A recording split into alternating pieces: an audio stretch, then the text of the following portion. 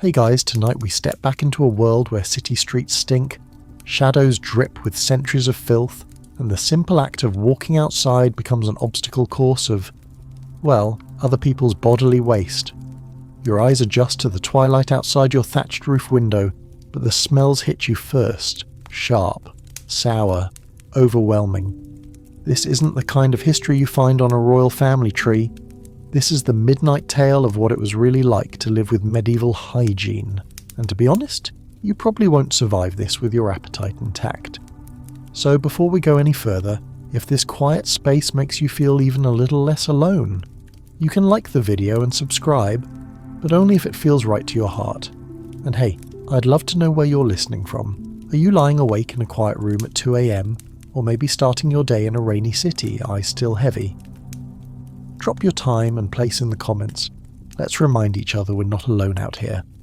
Now dim the lights, let your shoulders relax, and let's begin tonight's slow, strange journey together, here on Timeless Sleep. You step out the creaking door and onto the muddy path.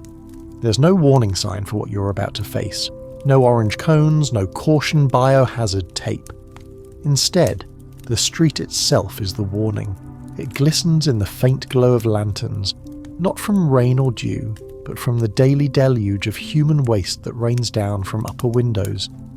Every home is equipped with its own chamber pot, a chunky clay bowl or battered wooden pail filled with the family's overnight output.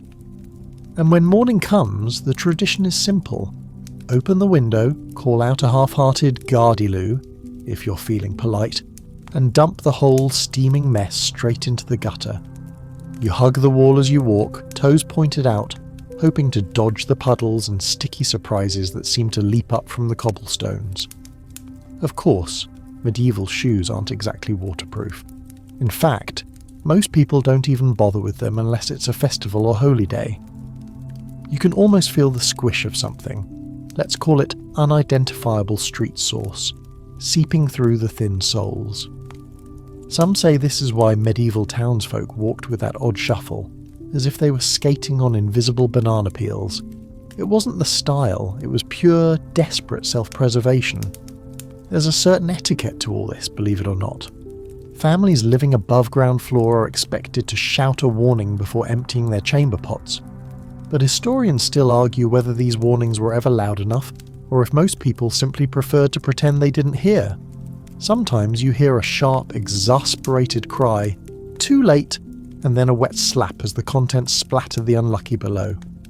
If you listen closely, you can almost hear the resigned groans from the victims, followed by muttered curses in every language known to the city. There's no dignity in ducking this rain.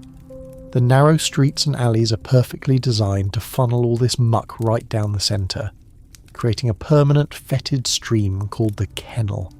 Children use sticks to poke at floating objects as if they're rare treasures, old bones, lost trinkets, or sometimes something far less charming.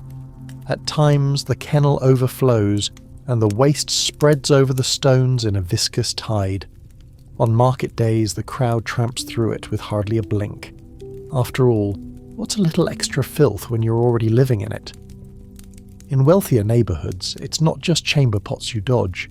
Sometimes it's entire buckets of kitchen slop, leftover stews gone sour, and the odd fish head or chicken foot.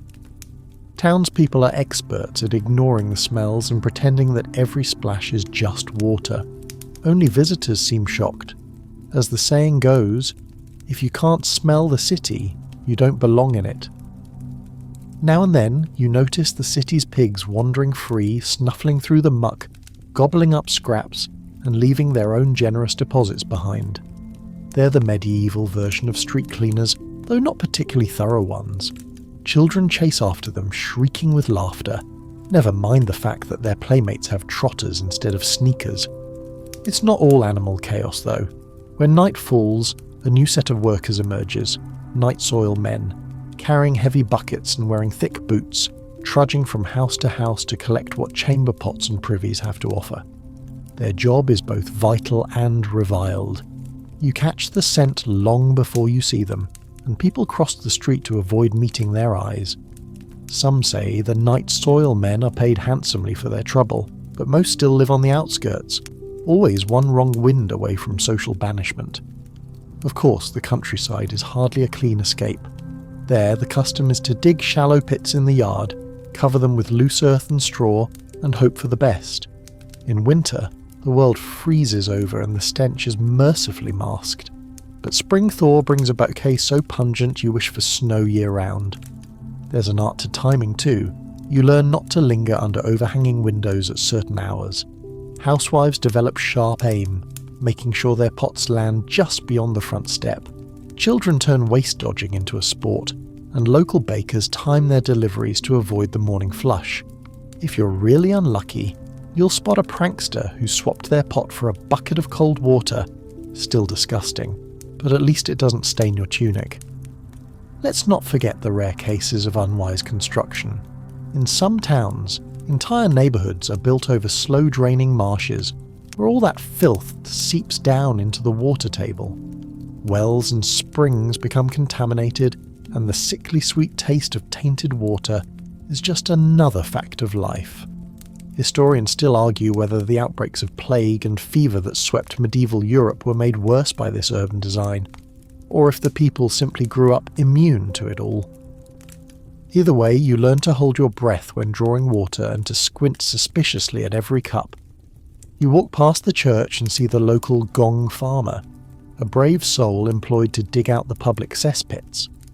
These pits, carved deep into the ground, collect layer upon layer of human waste. When the pit fills up, the gong farmer is lowered in by rope, shovel in hand, and told to dig until he finds the bottom. There's no mask, no gloves, just a strong stomach and a short prayer. The smell is said to linger in the hair and skin for weeks. Some claim the job is a punishment, others say it's the only way to afford a hot meal. Sometimes the cesspit overflows before the gong farmer can finish, sending waves of unspeakable sludge down the streets. People board up their doors, build makeshift dams out of broken barrels, and hope the tide turns before it reaches their homes. On rare occasions, the mess seeps into cellars, and families are forced to sleep upstairs for weeks, noses stuffed with herbs or vinegar-soaked rags. But not every home even has a pit. In crowded cities, most dwellings rely on simple buckets tucked under the bed or stairs. When they're full, you carry them out and dump the contents wherever you can, sometimes on the nearest pile, sometimes in the neighbour's garden if you're feeling especially vengeful.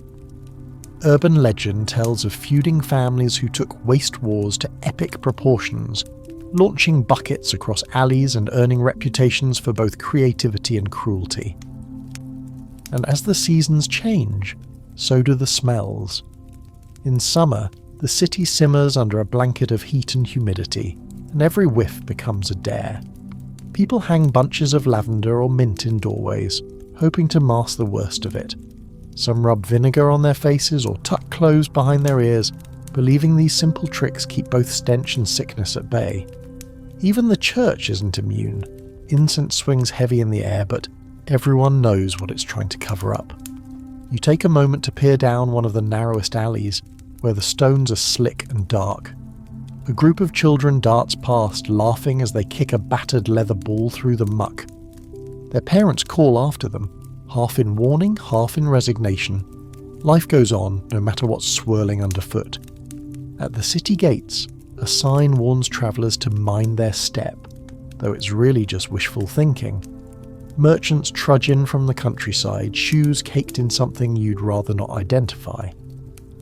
At the market square, stalls are set up over the kennel itself.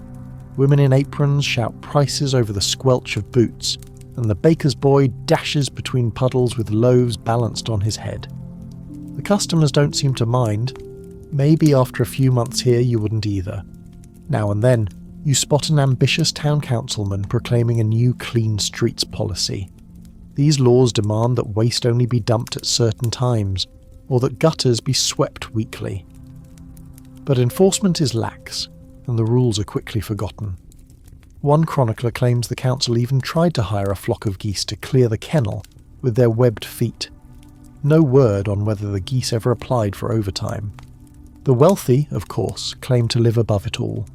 Their homes have private privies, raised on upper floors with chutes or pipes leading out to the street.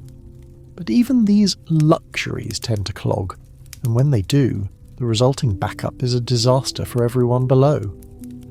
There's a rumour that a particularly clever merchant once installed a trapdoor in his sitting room, allowing him to dispose of waste without leaving his chair. Whether this is true or just another example of medieval exaggeration is something historians still enjoy debating. Every so often, the city organises a grand clean-up day when everyone is expected to clear out their gutters and scrub the cobbles. Buckets of lye and sand are scattered over the filth, and the strongest backs haul barrels down to the river. The results last a few days, maybe a week, until the next rainstorm or the next festival, or simply the next morning's dump. There's a certain stubborn pride in all this mess. People claim their city's filth is no worse than anywhere else, and point to their neighbours as the real offenders. Outsiders complain, but the locals just shrug. Life here is about survival, adaptation, and maybe a little competition. Who can walk the farthest without soiling their shoes?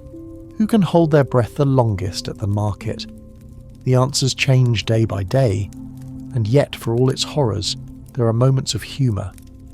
A washerwoman slips on a suspicious puddle and turns it into a makeshift dance. A group of boys builds a raft from driftwood and sails it down the kennel, giggling as they dodge low-hanging laundry. On feast days, someone always dares a newcomer to take the filthiest shortcut home, and the winner gets a crust of bread and a round of applause. Maybe the strangest thing of all is how ordinary it becomes. You start to learn the patterns. The quietest streets at dawn, the cleanest gutters after rain, the friendliest pigs who never bite. You adjust your stride, tune out the smells, and find beauty in unexpected places. A patch of wildflowers growing through a crack in the curb, a rainbow shimmering in the morning slime. Even here life finds a way. So as you shuffle home at the end of a long day, dodging one last shower from a careless window, you realise you've survived another round of medieval city living. Your shoes may be ruined, your nose forever changed, but somehow you're still standing. And tomorrow, you'll wake up and do it all again. Because in the Middle Ages, filth wasn't just a fact of life. It was the rhythm of the streets, the heartbeat of the city, and a memory you'll never quite wash away. Your day is barely started, and already your senses are on high alert. But as you step farther into the bustling heart of the town, the world shifts from the mucky outdoors to the steamy haze of a medieval bathhouse. The promise of cleanliness beckons, or at least what passes for cleanliness in an age before soap was a household staple, and the concept of germs had yet to haunt anyone's dreams. You pause at the low, heavy door. From inside drifts a humid fog laced with the scents of sweat, lavender, and something earthier, like boiled onions left out too long. You steel yourself. Time to enter the realm of communal baths and questionable hygiene, where you'll learn fast that clean is only ever relative. You pay a copper to the attendant at the entrance, an old woman with forearms like tree trunks, her apron marked by so many wet handprints it might as well be tie-dyed. She gives you a knowing look, nods to the hooks on the wall, and you shed your outer layers. Modesty is a luxury few can afford here. Everyone from the local miller to the blacksmith's daughter soaks together. There's no room for shyness, not when the water is already crowded with bodies and the steam rolls off the pool in thick, writhing waves. You step into the main room, where sunlight sneaks through cracks in the ceiling and dapples the rippling surface below. Around you, men and women, young and old, relax in every posture imaginable. Some stretched out along the wooden benches, some waist-deep and chatting, others up to their chins and sighing in relief. The water, you quickly realise, is only occasionally changed. More often, it's simply topped up, stirred around, and trusted to work its mysterious alchemical magic. Rumour has it a few unlucky souls have mistaken the bathwater for broth. Whether or not that's true, the faint slick on your skin as you wade deeper suggests this soup is richer than you'd like. And yet, for all its drawbacks, the bathhouse is a lively place, a social hub, a town gossip mill, and a rare respite from the daily grime.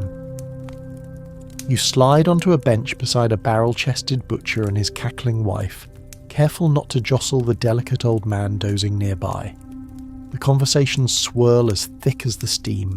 Who's marrying whom, what the price of rye will be this year, and whether Lady Maud's latest rash is from the bakery's flour or something she picked up in the marshes. It's impossible not to eavesdrop. Here, secrets dissolve as quickly as sweat. You learn that the baker's son has run off to the next village, that a mysterious traveller brought strange coins from the east, and that the best time to dump your chamber pot is just after midnight, when the watchmen are too tired to care. One man claims his cousin saw a fish swimming in the corner of the pool. Nobody seems surprised. Another swears the last time the water was changed, the entire neighbourhood smelled like boiled cabbage for days. The rituals of cleaning are equal parts practical and comical. You watch as a group of women scrub each other's backs with handfuls of rough reeds, the fibres leaving pink trails along the skin. The bravest let attendants pour buckets of icy water over their heads, gasping with laughter as the shock ripples through the room. Children dart in and out, squealing as they play tag around the edges. You see one boy drop his wooden toy in the pool, fish it out and wipe it on his tunic before plunging it back in, clean enough by medieval standards. As you soak, you notice the strange beauty of the place. The shifting patterns of candlelight on damp stone walls, the echo of laughter softened by layers of steam, the gentle slosh of water as someone shifts nearby. But beneath the camaraderie and warmth, there's an edge of caution. Illnesses travel as quickly as rumours, and not everyone leaves the bathhouse feeling refreshed. Skin infections are common. Red rashes, weeping sores, mysterious boils that never quite heal. Some believe the baths cure these afflictions, others whisper that the water only spreads them. Historians still argue whether medieval bathhouses were more harm than help, whether they truly promoted health or simply concentrated disease. Some point to evidence of frequent outbreaks of the itch and the pox traced back to public pools, while others argue that bathing, even in less than pristine conditions, still removed enough dirt to make a difference. There are even records of bathhouse closures during epidemics, the doors barred until the worst had passed. The range of treatments on offer is impressive, if sometimes alarming. For a few extra coins, you can have your skin scraped with a curved blade, removing not only dead cells but the occasional flea or louse as well. Some bathhouses offer steam cures, where patrons are encouraged to sweat out their humours in sweltering closets lined with hot stones. Others boast herbal infusions, branches of rosemary and sage tossed into the water to perfume the air, or hung in bundles above the benches to ward off evil spirits. There's even a rumour that the wealthiest townsfolk have private baths, where the water is changed just for them and perfumed with rose petals and rare spices.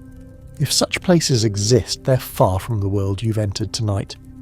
You strike up a quiet conversation with a farmer's wife as she gently washes her daughter's hair.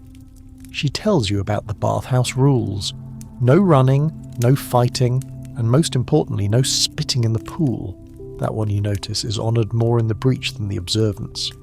She remembers a time when people feared the bathhouse more than the local graveyard, especially after a string of mysterious illnesses swept the town. Some blamed the water, others pointed fingers at travellers, or even at unlucky stars. You ask about soap, and she laughs. True soap is a luxury for most, made from animal fat and lye and harsh enough to take the hide off a goat. Instead, people use handfuls of sand or crushed herbs, rubbing themselves raw in pursuit of that elusive feeling of freshness. The results vary. Some emerge pink and gleaming, others just as grimy as when they arrived, but with an air of accomplishment. For many, the real reason to visit is less about cleanliness and more about connection, to friends, to family, to the town itself. The bathhouse isn't only for washing after all, it's also a place for celebration and business. Weddings and births are toasted here, contracts signed, alliances sealed with a handshake and a soak. In some towns, matchmakers linger in the corners, quietly observing who sits with whom. Even the local priest is known to drop by, sometimes to scold, more often to listen, always with an air of tolerant resignation. Of course, not everyone is welcome. There are stories of bathhouse brawls, drunken arguments that spill from the benches to the cobblestones outside. During times of plague or suspicion, outsiders are eyed warily, and sometimes turned away altogether.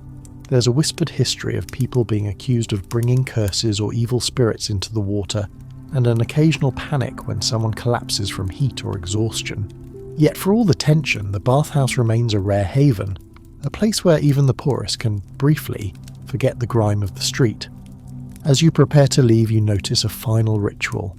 The splash of cold water from a wooden bucket over your head, meant to close your pores and brace you for the world beyond. The shock wakes you up, sends a tingle down your spine, and reminds you that outside the filth waits for you. You dry off with a scratchy linen cloth, slip back into your clothes, now somehow feeling less clean than when you arrived, and step out into the evening air.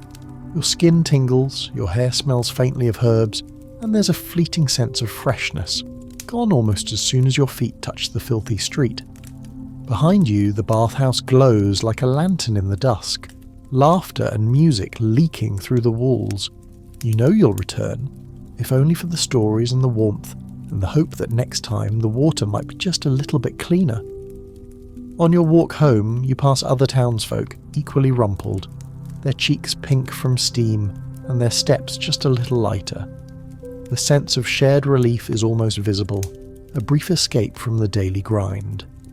You find yourself thinking about the bathhouse traditions, the blend of necessity and ritual, the laughter that rises above the smell. Even in the heart of filth, people carve out moments of comfort, of connection, of almost clean joy. Yet as the door closes behind you, and the street's odours reclaim their territory, you realise the bathhouse isn't a solution. It's an island in an endless sea. For most, real cleanliness is a dream deferred, and the struggle against dirt is as old as the city itself. You breathe in the mingled scents of smoke, sweat and flowers, and continue your slow, winding journey through the night, feet squelching softly on the stones. You slip back onto the main street carrying with you the faint aroma of rosemary, and the lingering hope that your quick soak in the bathhouse has done something, anything, to improve your scent and spirit. But the truth is, one step outside and you're instantly reminded that the struggle for cleanliness in the Middle Ages is a battle never truly won. The bath might have given your skin a brief shine, but there's no hiding from the realities of medieval mouths. Tooth rot, dreadful breath, and all manner of dental disasters waiting to pounce on even the luckiest smile. You join the slow-moving river of townsfolk heading to market, the clop of wooden clogs and the squeak of carts blending into the steady, living rhythm of the town. At every turn, there's someone hawking bread or onions, their voices strong and clear, but get closer. Lean in for a word or a joke, and you're hit with a force more powerful than any merchant's sales pitch. The stinging, sometimes overwhelming scent of breath gone bad. It's the backdrop to every conversation, the low hum beneath every market deal. And in this world, nearly everyone shares the burden. Teeth are not white, they are not straight. And, for the vast majority, they are certainly not all present and accounted for. The average medieval mouth is a patchwork of yellowed stumps, brown stains, and gaping spaces where teeth used to be. Toothaches are common, and people endure them with a stoicism that feels almost superhuman. It's not unusual to see a neighbour rubbing his jaw, eyes half shut in pain, or to hear the muffled groans of someone suffering from yet another abscess or infection. Dental care is more hope than science. Toothbrushes, as you know them, are unheard of for most, though some aristocrats and clergy might own a rough twig or a scrap of linen for rubbing at the worst of the build-up. Ordinary folk chew on willow branches or bits of hazel, working them into fibrous little brushes, hoping the friction will scrub away some of the filth. Sometimes they sprinkle salt or sage onto the end, believing in the cleaning power of the herbs. For others, simply rinsing with wine or vinegar is the only routine. Historians still argue whether these makeshift solutions did much good, or if they only helped the bravest to tolerate the taste of their own breath for a little while longer. You pass a cluster of children, their mouths wide open in laughter, revealing a landscape where baby teeth cling stubbornly, and permanent teeth fight for space in crowded, misaligned jaws. Tooth decay is rampant, especially among those who can afford the rare treat of honeyed cakes or candied fruit. The poor, who eat mostly coarse bread and vegetables, fare only slightly better. There's an old saying that the rich rot first, and in this case it's not far from the truth. Toothaches are treated with an assortment of remedies, many more painful than the ache itself. You watch a woman at her stall grind cloves and rub the powder on her gums, hoping to numb the pain. A blacksmith's apprentice spits into a rag, then chews on a wad of garlic, believing the strong flavour might scare away the evil spirits gnawing at his molars. Some unlucky souls try a mixture of crushed mouse bones and vinegar, based on the theory that the mouse's nimble spirit will chase the pain away. And for the truly desperate, there's always the local barber, whose toolkit includes not just scissors and razors, but a heavy pair of iron tongs ready to pull offending teeth straight from the jaw. Barbers double as dentists, and their shop is a place of equal parts dread and necessity. The iconic red and white pole spins in the breeze, a symbol not only of haircuts, but also of bloodletting, surgery, and, of course, tooth-pulling. Inside, the air is thick with the smell of lye, sweat, and old wounds. You witness a burly man gripping the arms of a chair, his knuckles white as the barber leans in, braces his knee against the chest, and with a jerk yanks a tooth free. There's no anaesthesia, no painkiller stronger than a gulp of ale or a bite on a leather strap. The crowd outside barely flinches at the screams. It's a sound they all know. Some methods are more hopeful than helpful. Toothworms, for instance, are a popular scapegoat for pain. Tiny creatures said to burrow inside the tooth and cause all the agony. Healers wave burning sticks near the mouth, or drip oils onto sore gums, hoping to lure out the invisible pests. No one ever sees a toothworm, but plenty of charlatans claim to have vanquished them. A few local legends suggest stranger cures still. A wandering friar offers to bless the suffering with a relic, a supposed splinter of St. Apollonia's staff, patron saint of dental woes. Others whisper that tying a frog to your chin, letting it soak up the pain, can grant relief by dawn. Does it work? Historians still debate whether these rituals were sincere attempts at healing, or simply a way to feel in control, if only for a night. Meanwhile, the constant ache, the ever-present risk of infection, and the humiliation of missing teeth leave their mark on daily life. Eating becomes a test of courage. The town's bread is baked hard to last through the week, and you see old men dipping crusts in broth, letting them soften until their gums can handle the chew. Apples are carefully sliced, tough meats stewed until they almost dissolve. Even laughter is cautious, as no one wants to expose the worst gaps or rotten stumps. In paintings and manuscripts, people smile with their mouths closed, if they smile at all. Breath is a force all its own.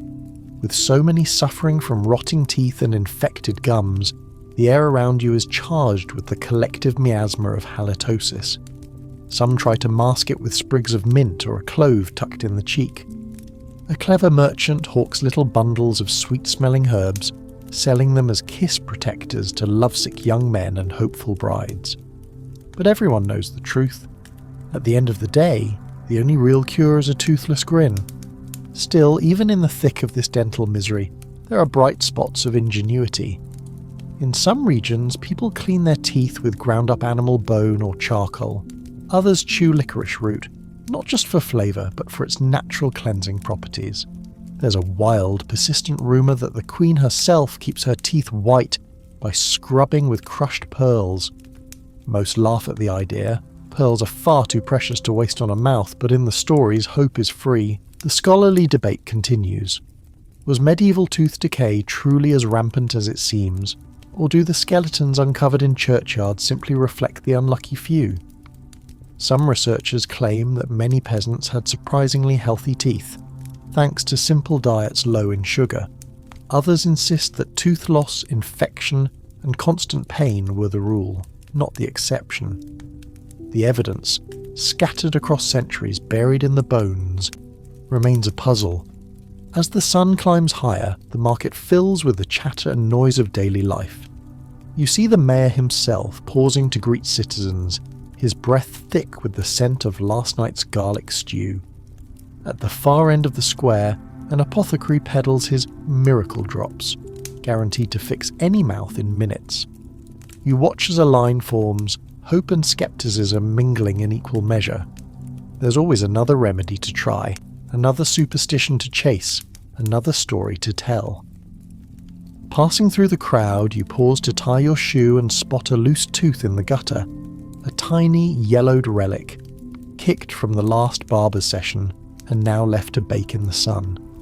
A child scoops it up, squints at it and pockets it with a shrug. Maybe it will be a lucky charm, or perhaps just one more secret traded among friends.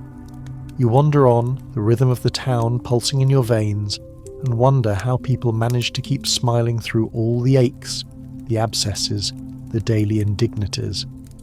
But then, as someone cracks a joke and a ripple of laughter rises above the noise, you realise the answer. You get used to it. You adapt. You find ways to keep going, to soften the sharp edges, to make even the worst of it a little more bearable. One grimace, one joke, one gap-toothed smile at a time. The market square pulses with life. Every step you take brings you deeper into the heart of medieval food culture. A world where hunger is constant, flavours are bold, and the line between dinner guest and pest is thinner than a slice of black bread. Tonight, you get a front row seat to the unique experience of dining with Vermin, in an era when rats, mice, fleas and lice are not just uninvited guests at the table, they're regulars, sometimes more persistent than family itself. You drift toward a bustling tavern, lured by the scent of roasting onions and the sound of laughter spilling out onto the street. Inside, the air is thick with wood smoke, sweat and the tang of ale. Long benches groan under the weight of locals hunched over steaming bowls and hunks of bread. At the far end of the table, a barrel-chested miller waves you over, scooting aside to make room. You take your seat, placing your wooden trencher, a shallow plate, beside his, ready for the next round of food and gossip. The innkeeper plops a ladleful of stew onto your plate. You recognise root vegetables and a few shreds of tough meat, but the real surprise comes when you notice a flea skipping across the rim, like a tiny acrobat. You flick it away with a practised hand, not missing a beat. Everyone at the table does the same, some with a grimace, some with a resigned shrug. If you paused for every crawling critter, you'd starve before sunset. The bread basket arrives, and with it the familiar sound of crust cracking under pressure, not just from hungry hands, but from teeth determined to dislodge any lurking weevils. Flour is precious, and even the best baker can't always keep bugs out of his dough. You pull apart your slice, eyes scanning for movement. It's common to spot the odd beetle baked into the crust, or a cluster of larvae nestled inside. Most simply pick them out, flicking them onto the rushes strewn across the floor. If you're lucky, you get extra protein. If you're unlucky, you just try not to think about it. Dining in the Middle Ages is as much about improvisation as it is about flavour. The town's cats weave between legs, pouncing on crumbs, or, more often, on the mice that dart along the edges of the hearth. Rats are bold here, their black eyes glinting from beneath cupboards and behind barrels. Sometimes they're chased away with a broom, other times they simply sit and wait for scraps to drop. It's not uncommon for a rat to scurry across your foot, pause to sniff your boot, and dash off, more annoyed than afraid. Some nights you spot the house dog with a rat in its jaws, shaking it triumphantly before settling down to gnaw on the prize. In certain taverns, it's rumoured that a clever dog can earn its dinner by catching the most rats before midnight, a sort of unsanctioned entertainment that's as much a fixture as the minstrels and storytellers. Fleas and lice are another constant companion, clinging to every hem and sleeve. No one is immune, not the lord at the head table nor the beggar by the door. It's common to see people scratching absently as they eat, or to catch a friend picking through a child's hair, searching for the telltale nits of a new infestation.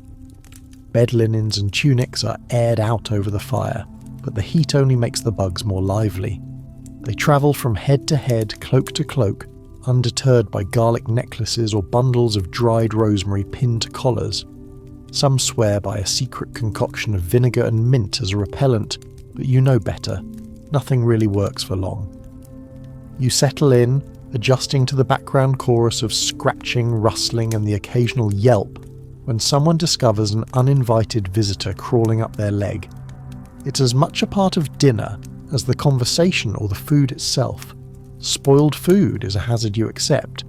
Preserving meat and grain is an endless struggle, with salt, smoke and vinegar waging war against rot and mould. Barrels of pickled fish and salted pork fill the storerooms, but even these are not safe. Sometimes you open a barrel to find it writhing with maggots or blooming with blue-green fuzz.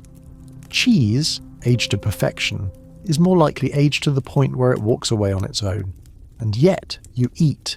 You scrape off the worst, cut away what you can't stomach, and hope the spices do their job masking what your nose tells you not to trust. It's not all horror, though. Some families make a game of it. Who can spot the biggest bug or find the most inventive way to use leftover bread before it goes completely stale? Trenchers, those thick slabs of stale bread used as plates, soak up the juices of every meal. By the end of dinner, they're more like a soft, spongy porridge, teeming with flavour, and sometimes a little extra protein. The wealthiest throw them to the dogs, but most people save them, drying them by the fire and turning them into tomorrow's soup. There's a peculiar etiquette at play. You don't comment on someone else's bugs. It's considered rude, like pointing out a stain on a neighbour's tunic. If a rat makes off with someone's bread, the table simply laughs and wishes the animal good health. Guests from distant lands, those with the means to keep servants dedicated solely to cleanliness, find themselves both fascinated and horrified, but adapt quickly or risk going hungry. In some quarters, it's said the Queen herself once found a mouse in her stew and declared it a sign of good fortune. Whether it happened or not, the story lives on. And then there are the festivals, when the town comes together for great feasts and the vermin population swells in anticipation. Open-air banquets are a sight to behold, tables groaning under the weight of roasted meats, pies and breads, while crows and sparrows swoop in from above and rats scurry beneath, bold as brass. Children chase chickens through the crowd, and the sound of laughter blends with the rustle of wings and the patter of tiny feet. At night's end, the scraps are swept into the street, where the city's four-legged clean-up crew finishes the job. Historians still debate whether the prevalence of vermin led to the development of stronger immune systems among medieval populations, or if the endless exposure simply meant everyone lived in a state of chronic low-level illness. Some argue that the daily contact with pests made people more resilient. Others point to the outbreaks of plague and fever as proof that the system was never truly sustainable. The evidence is as mixed as the leftovers on the tavern floor. You catch snippets of conversation about the rat kings, clusters of rats whose tails become knotted together, a rare and much feared omen. There are whispers about a family down the lane who swears their bread bin is haunted, and about a baker who claims to have baked the same loaf twice, once for people, once for mice. Whether these tales are truth or just tavern gossip, they're repeated with a shiver and a grin. A travelling merchant from Italy sits down beside you, shaking his head at the scene. In Venice, he says, the cats are fat, but the rats are fatter. The crowd laughs, and you realise that every town has its own version of the same story. Where there is food, there are pests, and where there are pests, there are people learning to live alongside them. Before you finish your meal, you feel a tickle at the nape of your neck. Another louse, no doubt, hitching a ride to greener pastures. You try not to scratch. Instead, you focus on the warmth of the fire, the sound of voices rising in song, and the knowledge that, for tonight at least, you've eaten your fill. There's a strange comfort in the chaos. Life here is resilient, resourceful, and endlessly inventive. When every day brings new challenges, some with whiskers, some with wings, you learn to find humour in the struggle, to celebrate small victories, and to never, ever leave your bread unattended.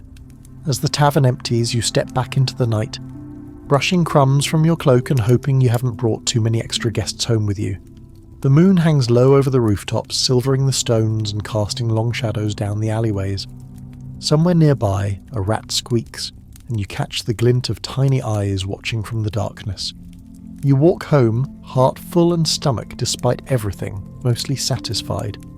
The world around you hums with life, seen and unseen, and you marvel at the way people manage to thrive amid so much adversity. Even with all the bugs, the rats, the spoiled food, and the endless scratching, there's a spirit here that refuses to be defeated. Tomorrow will bring more challenges, more pests, and more stories, but tonight you find peace in the knowledge that you've survived another day, dinner guests and all. Dawn creeps in through warped glass, and you wake to the sound of your own scratching. The tiny bites, the red welts, the itch that never quite leaves. You're reminded every morning that no matter how careful you are, something always gets under your skin. You swing your legs off the bed and flex your toes, listening to the sleepy mumble of a household already in motion. Today promises nothing out of the ordinary. Chores, gossip, and, if you're unlucky, a close encounter with medieval medicine's most notorious helpers. It's a world of sores, boils, and leech therapy, where pain is treated by things that wriggle, and trust is placed in the hands of healers who mix equal parts hope and horror.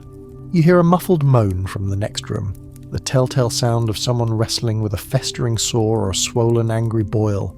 These are the souvenirs of medieval life, picked up from dirty streets, shared beds, and the constant contact with bugs and beasts.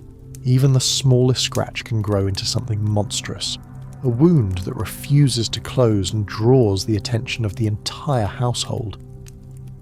At breakfast, everyone discusses remedies, each recipe more outlandish than the last. Some swear by a poultice of boiled onions and pig fat. Others recommend honey mixed with ash, or a rag soaked in vinegar and tied tight around the offending spot.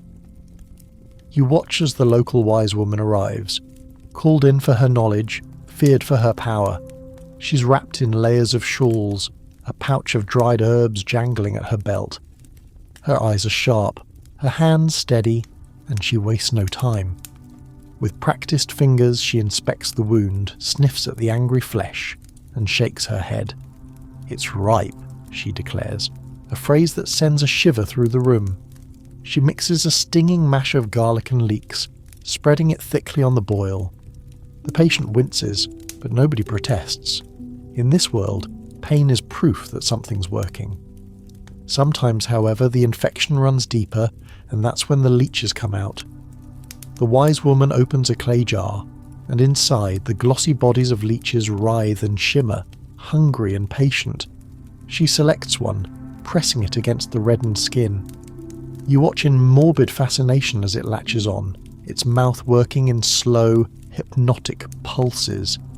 The room holds its breath. Leeches are believed to draw out bad blood, a concept handed down by ancient Greeks and refined in every town and village across Europe. Bloodletting is almost a rite of passage. If you haven't had it done at least once, you're either blessed or just overdue for trouble. Some days it seems as if everyone in town is marked by their own little patchwork of wounds. Blacksmiths sport angry burns. Cooks show off their knife nicks and oven scars. Children return from play with skinned knees and infected bites. Mothers dabbing at them with vinegar-soaked rags or pungent salves. There's a kind of pride in these marks. They are reminders that you've survived, that you're still fighting against a world that's always trying to get under your skin. You recall the last time you had to endure a leech treatment yourself. The feeling is odd. First, a cool tickle as the creature explores your skin. Then a dull ache as it bites. And finally, a growing numbness as it drinks. Afterward, your arm is spotted with blood, the leech fat and satisfied. There's always someone in the crowd with a joke. "That leech ate better than I did today," but most simply nod in sympathy. It's just part of life. Not all healing is left to leeches.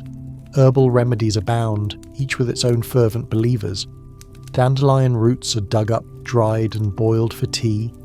Yarrow is crushed and pressed onto wounds, its feathery leaves believed to speed healing.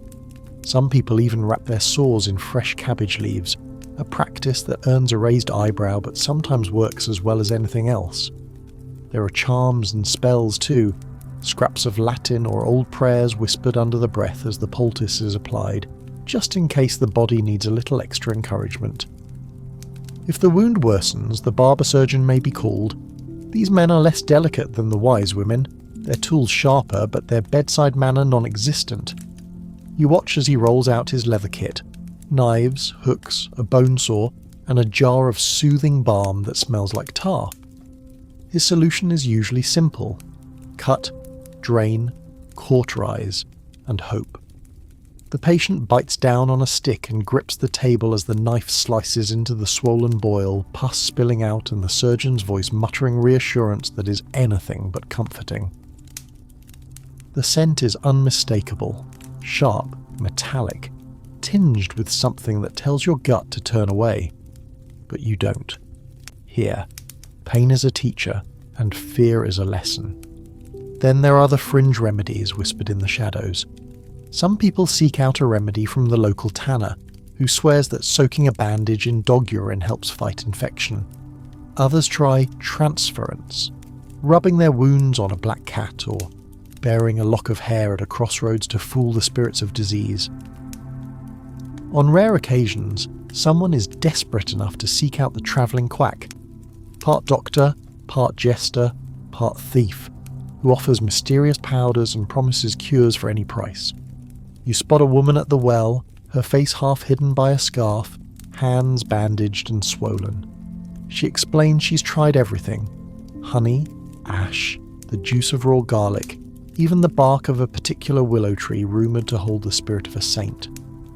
Nothing has worked so far, but she shrugs with the stoicism of someone used to disappointment. We all have our burdens, she says, and some of us just wear them on the outside. The local priest sometimes blesses the sick, hoping prayer will do what ointments cannot. In hard times, entire villages gather for processions, carrying relics and candles, chanting for relief. Yet, even faith can only do so much. When sickness lingers, families turn inward, nursing the afflicted through endless nights of fever and pain. The rhythms of care are universal: a cool cloth on a burning brow, a whispered story to distract from agony, a shared cup of broth in the dim candlelight. You hear stories of miraculous healings, of boils vanishing overnight, of wounds closing with nothing but a mother's touch. You also hear the tales of wounds that never heal, of fevers that burn through entire families. The truth lies somewhere in between, in the daily battle to outlast the dangers that lie in every scrape and cut. There's even a kind of folklore built around the suffering. Children are told stories of the boil goblin, a mischievous spirit who pokes at wounds when you scratch them, or of the leech fairy, who rewards brave patients with a night of painless sleep. These stories comfort the young, and sometimes the old, with the idea that their pain has purpose, or at least an explanation. Even the rich and powerful are not immune.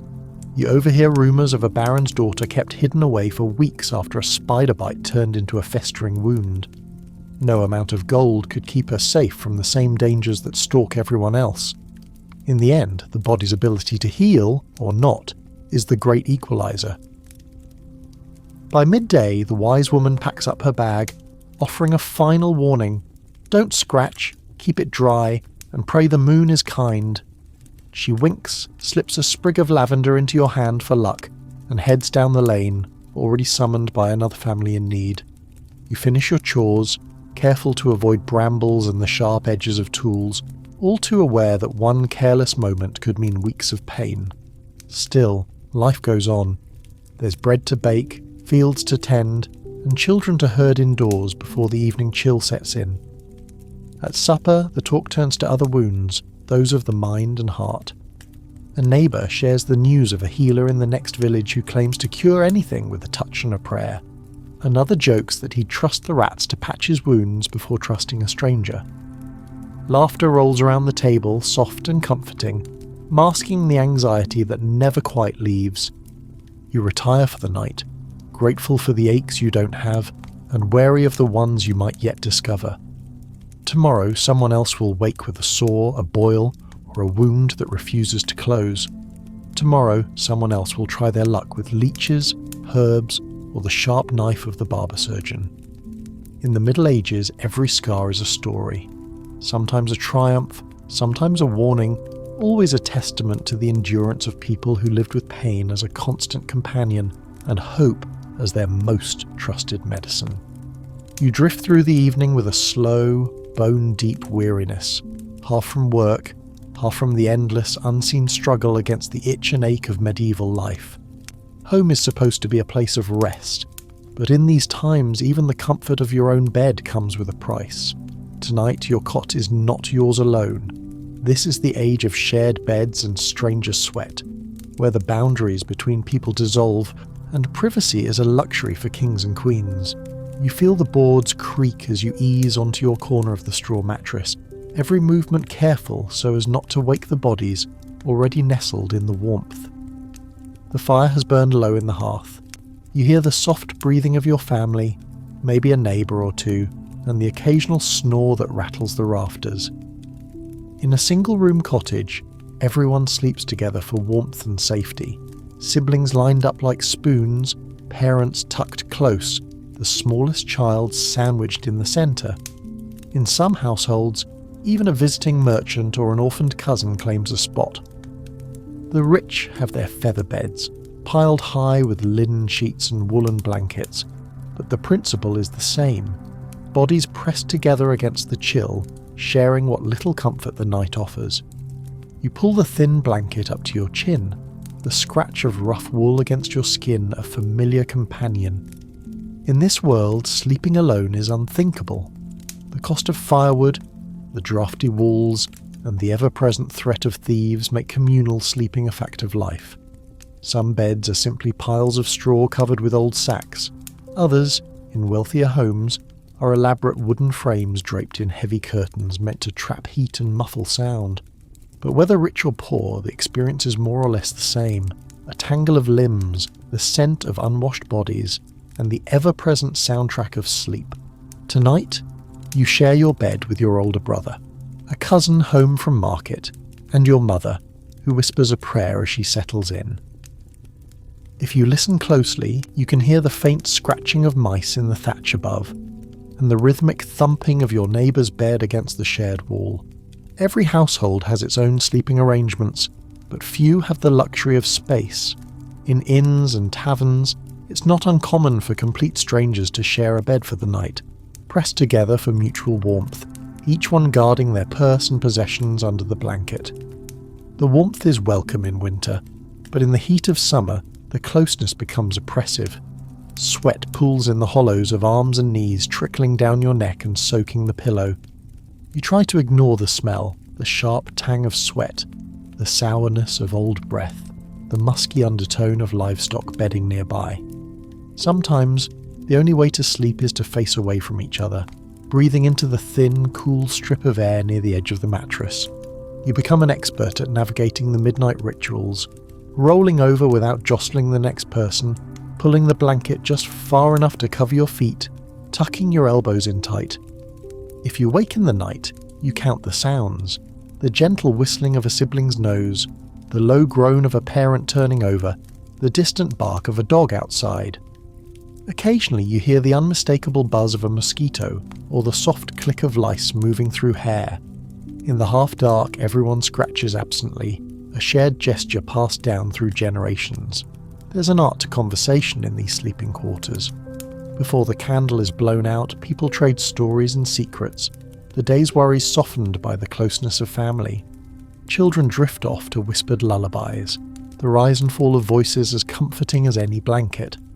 Sometimes, after a long day in the fields or the market, adults share news from neighbouring villages, or reminisce about winters past when the cold was so deep the wash froze solid, and people woke with frost on their eyebrows.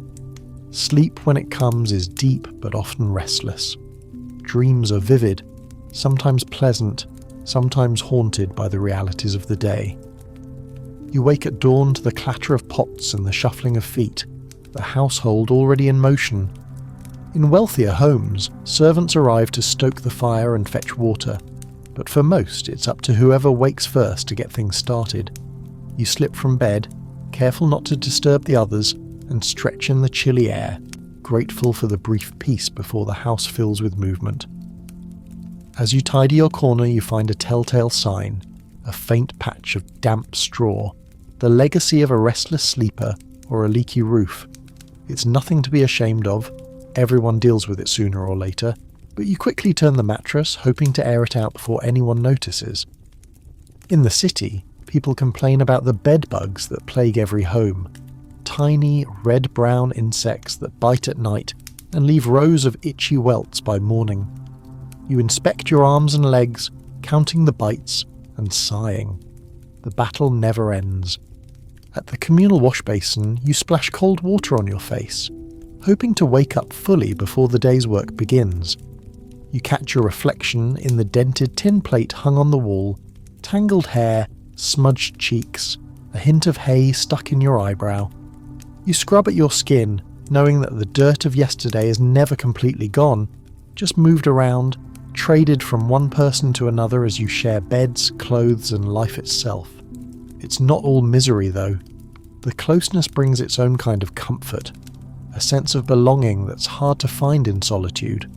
Children grow up with a network of arms and voices wrapped around them, and even adults find reassurance in the simple act of sleeping beside someone they trust. The household is a living, breathing organism, bound together by necessity and affection. In some villages, there's an old tradition called bundling, where courting couples are allowed to sleep side by side, fully clothed, separated by a board or a sack, to talk through the night without fear of scandal. It's a strange compromise, meant to foster intimacy without breaking the strict moral codes of the day. People joke about the bundling bag, a special sack sewn for just this purpose, and how a clever couple can manage a whispered conversation without ever once breaking the rules. In larger households or inns, shared sleeping spaces can lead to unexpected friendships, or, just as often, to simmering resentments. Your own household follows a careful routine.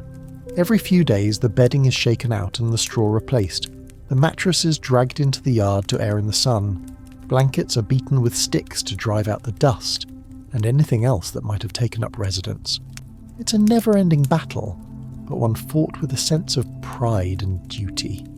Clean sheets, even if only for a night, are a luxury to savour. As the morning light strengthens, you dress in yesterday's clothes, shaking them out to chase away the last of the bedbugs. A neighbour calls a greeting through the open door, and you step outside, blinking at the sun, the air crisp and promising. The day ahead is full of chores, but for a moment you linger, grateful for the warmth you shared in the long dark hours. You know that tonight, and every night after, you'll return to the same crowded bed, the same familiar bodies, and the same uneasy truce with sleep. People often joke that you can tell a stranger by the way they sleep. Restless, clinging to the edge, uncertain of their place in the pile. But over time, everyone finds their rhythm, their corner, their way of fitting into the patchwork of humanity that is medieval life. The memory of loneliness fades, replaced by the comfort of belonging. As you walk into the busy world, the closeness of last night lingers with you, a reminder that survival in the Middle Ages is never a solo endeavour. Whether you're sharing a laugh by the fire, a slice of bread at the table, or a bed on a cold winter's night, you're always in good company, sweaty, scratchy, noisy company perhaps, but company nonetheless. And somehow, that makes even the longest, most restless nights a little bit easier to bear. The sun hangs higher, sending long shadows across the town's tangled lanes. Today, laundry day has arrived, a day both dreaded and necessary, when every household faces the mountain of soiled clothes, linens and rags piling in the corners. In the medieval world, doing the wash is nothing like the effortless hum of a modern machine. It's an all-day affair, heavy on sweat and short on satisfaction. And, as you're about to discover, the secret ingredient for getting things clean is often just as unsavoury as the filth you're trying to banish. You join the small parade of women and children heading to the communal washing spot by the stream, a place known for gossip as much as for cleanliness. Baskets overflow with tunics, shifts, socks, and bedding. all bundled in layers to trap in the smells, and sometimes the critters, until they can be tackled. The air carries the sour tang of sweat, the earthy note of mud, and most pungently, the unmistakable sting of stale urine. Yes, urine. In this world it's called lant, or chamber lye, and it is the miracle solution for stubborn stains and grease. You wrinkle your nose as a neighbour pours out a heavy wooden bucket, the liquid foaming around her bare feet. Everyone knows that fresh urine is less effective. It's the aged stuff, kept in a corner until it develops its full, eye-watering potential, that works best. The idea is simple. Soak the clothes in it, stomp them around for a good while and let the ammonia do its work. You step into the stream, feeling the slick stones under your toes, and join the chorus of stomping, sloshing and wringing. The group works in rhythm, stamping and twisting the fabric with practiced ease. There's laughter as a shirt sleeve flicks water into someone's face, and mock complaints when a sock escapes downstream. The children are eager helpers, especially when it comes to splashing each other, but everyone keeps a wary eye for snakes or biting eels that might have made their home beneath the reeds. Scrubbing boards, if you're lucky enough to own one, are prized possessions. Most people settle for rubbing cloth against rough stones, or pounding it with wooden paddles to loosen the dirt.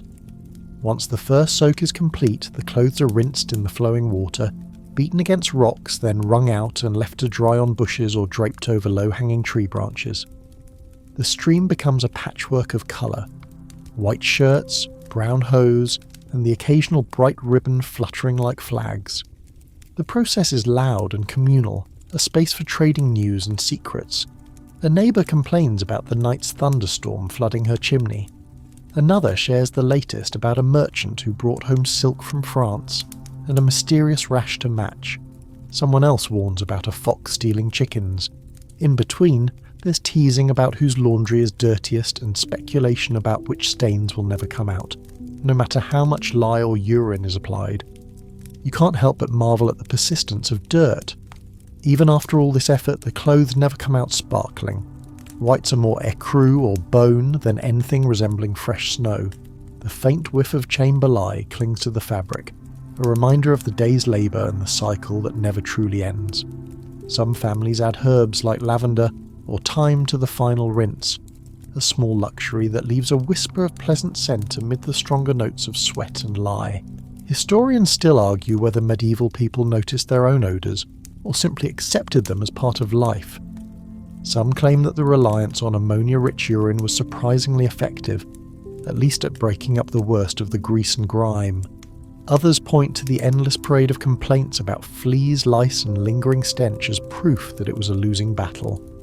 In truth, cleanliness is more about degrees than absolutes, a moving target that shifts with the seasons and with each new load of laundry. In town, professional fullers make a living from cleaning wool and cloth at a larger scale. Their workshops are pungent places, filled with troughs of stale urine and lye. They tramp the fabric with their bare feet, turning dull, oily fleece into the soft, workable cloth prized by weavers and tailors. The fullers' houses are avoided by most, not only for the smell, but because the runoff colours the street and sometimes turns the stream a milky blue. Still, their work is essential. Without them, no one would have warm cloaks or soft blankets come winter. Some townsfolk claim the fullers are a superstitious bunch, believing that only certain moon phases or river tides produce the best results. There are tales of fullers singing songs to chase the stains, and some swear that a fuller's curse can sour a whole year's worth of cloth. Whether any of this is true, or just a way to make sense of an unpleasant job, is still debated in taverns and around hearths. You watch as your own family's clothes are hauled, heavy and dripping, up the bank to dry. The sun is strong today, and the smell of fresh air almost manages to mask everything else. You sit in the grass, letting your feet dangle in the cool stream, and help pick out burrs, grass seeds, and the occasional beetle that hitchhike through the wash. There's satisfaction in seeing the pile dwindle, in knowing that for a few days at least everyone will have something clean to wear. Back home, the clean clothes are stacked carefully in chests or hung on hooks. You shake out the linens one last time, hoping to dislodge any stragglers. Fleas and lice are persistent, and even the best efforts can't keep them away for long. A quick check of your own tunic reveals a suspicious speck quickly flicked away. The battle never truly ends, but for today you've won a small victory. Laundry days are exhausting, but they're also moments of connection. You swap recipes for soap made from animal fat and wood ash. You listen to stories about distant relatives who claim to have invented a new method for washing out stains, always involving more urine, never less. There's an old joke that the only thing worse than dirty clothes is a clean conscience, and you laugh, knowing that both are hard to come by. As dusk falls, the town grows quieter, the laundry is mostly dry, and the last few shirts flap gently in the evening breeze. The communal wash spot is empty now, save for a forgotten sock and a curious dog sniffing around the reeds. You pack up your things, the muscles in your arms pleasantly sore, and start the walk home. At home, the fresh bedding is cause for celebration. Everyone dives under the blankets, exclaiming at the rare feeling of crisp linen against skin. You nestle into your usual spot, grateful for the clean smell, even if tinged with lye and smoke. Someone sneezes, someone else scratches at a fresh bite. The cycle continues. Tomorrow the wash will start all over again. More chamber pots, more stained shirts, more tales to share by the stream. But for now, you drift off with the comforting knowledge that you've done your part, that you belong to a long line of people who have fought the tide of dirt and, at least for a night, come out ahead. As night deepens over the tangled rooftops and torch-lit alleys, a new anxiety creeps through the town. The familiar discomfort of dirty streets and crowded homes is replaced by something sharper, more frightening. Whispers ride the wind. The pestilence has returned. In the Middle Ages, outbreaks of plague, pox, and mysterious fevers were as regular as the turning of the seasons. Tonight, you live in a world on edge, where every cough is suspicious, every shadow a threat. You shuffle along the road, your face buried in a scented rag, desperately hoping that the next breath won't be your last. The signs of sickness are everywhere. The town crier's bell clangs through the night, warning people to stay indoors. Doors are marked with chalk crosses or bunches of herbs, sage, rosemary, lavender, hung as both warning and ward. In some neighbourhoods, people barricade themselves in, boards nailed across windows, prayers scribbled on scraps of parchment and pressed into every crack. The sound of weeping carries faintly from behind closed shutters, and the sweet, bitter tang of incense floats above the stench of waste. You watch as your neighbour, a normally boisterous man, shuffles past in a homemade mask. The mask is crude, a leather beak stuffed with dried flowers and strong spices, meant to filter out the invisible poisons believed to swirl in the air. This is the plague doctor's garb, familiar now even to children. The long hooked nose brims with juniper, cloves, and sometimes even a sprinkle of vinegar. No one knows if it works, but everyone hopes. Some people press oranges or pomanders to their faces, others keep pockets full of rue and wormwood, ready to wave under their noses at the first sign of trouble. The air itself is suspect.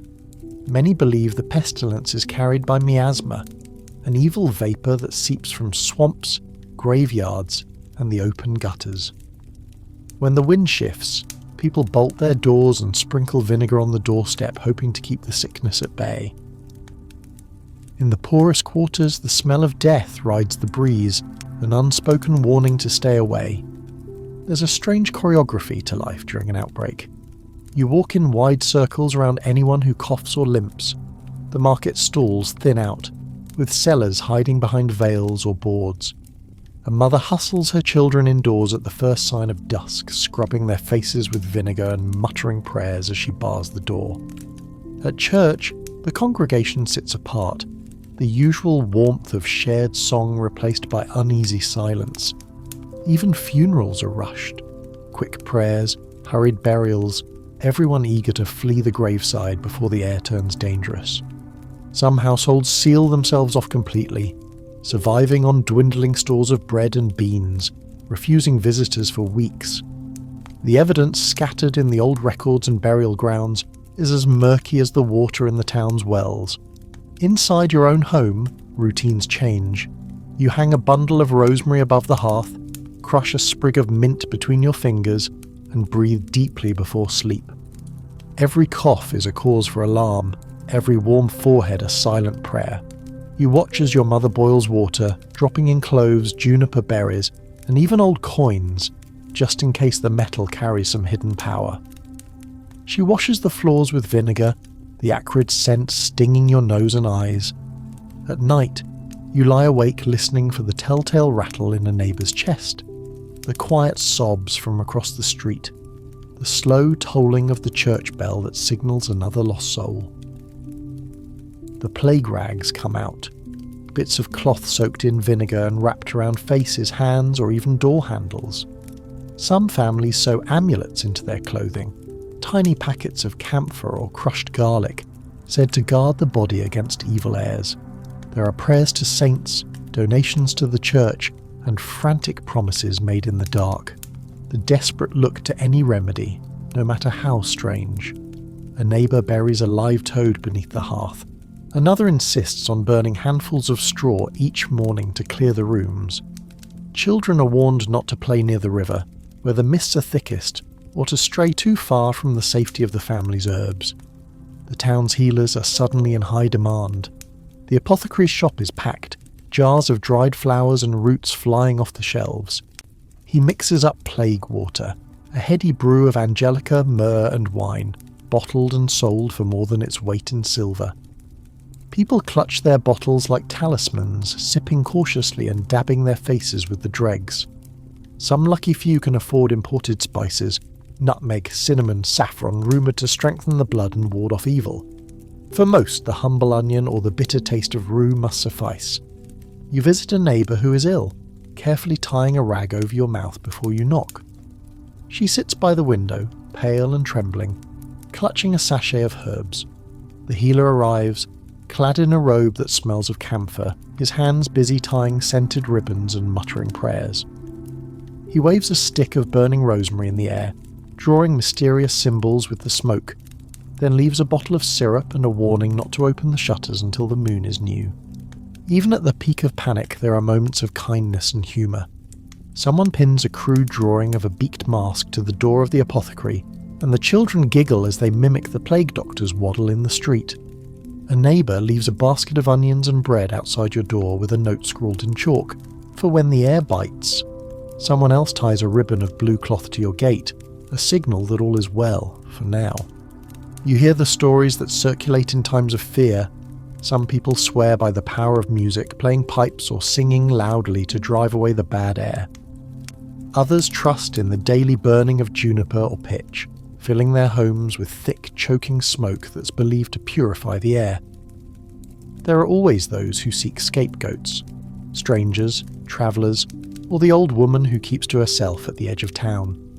Blame travels as quickly as the disease, and sometimes the cost is heavy. Historians still debate whether the iconic beaked mask of the plague doctor was truly widespread, or if it only became common in later centuries, its image growing larger in memory than in reality. Some argue that the mask itself did little, but that the ritual of dressing for disease gave people a sense of control in the chaos. The debate continues, but the fear remains as real as the ache in your chest. Days blur into nights as the outbreak drags on.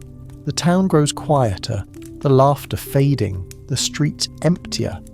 Those who recover are hailed as miracles, their stories retold again and again. Most simply endure, wrapping themselves in layers of herbs, saying their prayers, and waiting for the sickness to pass or claim its next victim. One evening, you gather with your family by the hearth, the air thick with the scent of burning rosemary.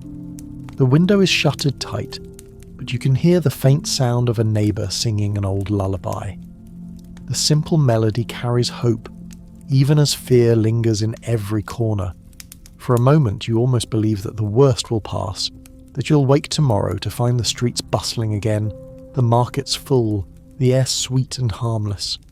You fall asleep with a sprig of lavender under your pillow, a desperate gesture that feels almost like comfort. In your dreams the world is clean and bright, free of plague masks and scented rags, free of fear. But even as you drift, you know the truth. The next breath, the next cough, the next rumour could change everything. All you can do is wait, hope, and face each day wrapped in the strange, bittersweet rituals that make survival possible. Morning breaks with a faint chill and the rattle of spoons against wooden bowls. After the long, tense nights of scented rags and whispered prayers, there is a certain relief in the ordinary rituals of breakfast. Still, you know that every gesture, the stirring of porridge, the slicing of bread, the shared sip from a battered mug, is touched by the same question. Are your hands clean? In the Middle Ages, the answer is almost always no, but the customs of eating carry on, shaped by a strange blend of practicality, ritual, and risk. You watch as your mother ladles out a thin stew into a large trencher of stale bread. The family gathers close, dipping their hands in with practiced ease. There are no forks, at best, a single knife for cutting, sometimes a spoon carved from horn. The main utensils are your own 10 fingers, bare and mostly unwashed since yesterday's labour. Hands darkened by earth, animal and ash, hands that have dug, scrubbed, carried and only occasionally splashed through the communal basin by the door. The washing water itself is cloudy, reused until it's barely more than a thin grey broth. Still, there are rituals to follow. The eldest dips his hands first, shaking them dry before breaking the crust of bread. Children follow, youngest last. You glance at your nails and see a thin crescent of dirt, impossible to remove without a proper scrubbing, a luxury reserved for holy days or great feasts. You do what everyone does, wipe your hands on your tunic, your neighbour's sleeve, or simply ignore the grime, focusing instead on the warmth of the food. Eating in company is a social act, governed by a patchwork of rules. Don't reach across the trencher, don't take the best morsels until the head of the table has had his share. Above all, don't spit bones onto the floor. Use the back of your hand, or if you must, the rushes scattered underfoot.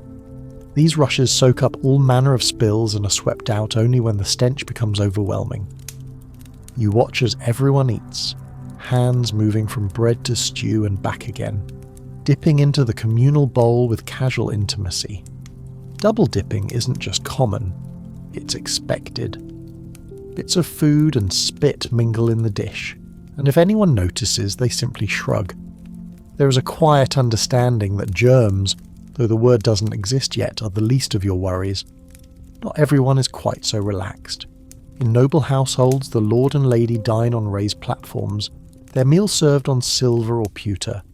Servants bring bowls of water scented with herbs before and after meals, and towels are offered for wiping greasy fingers. Still, even here, the line between clean and dirty is thin. The lower tables are crowded, and the rush for the best cuts of meat sometimes overrides any pretense of etiquette. You recall an old saying, clean hands, clean conscience. But in truth, most people settle for clean enough.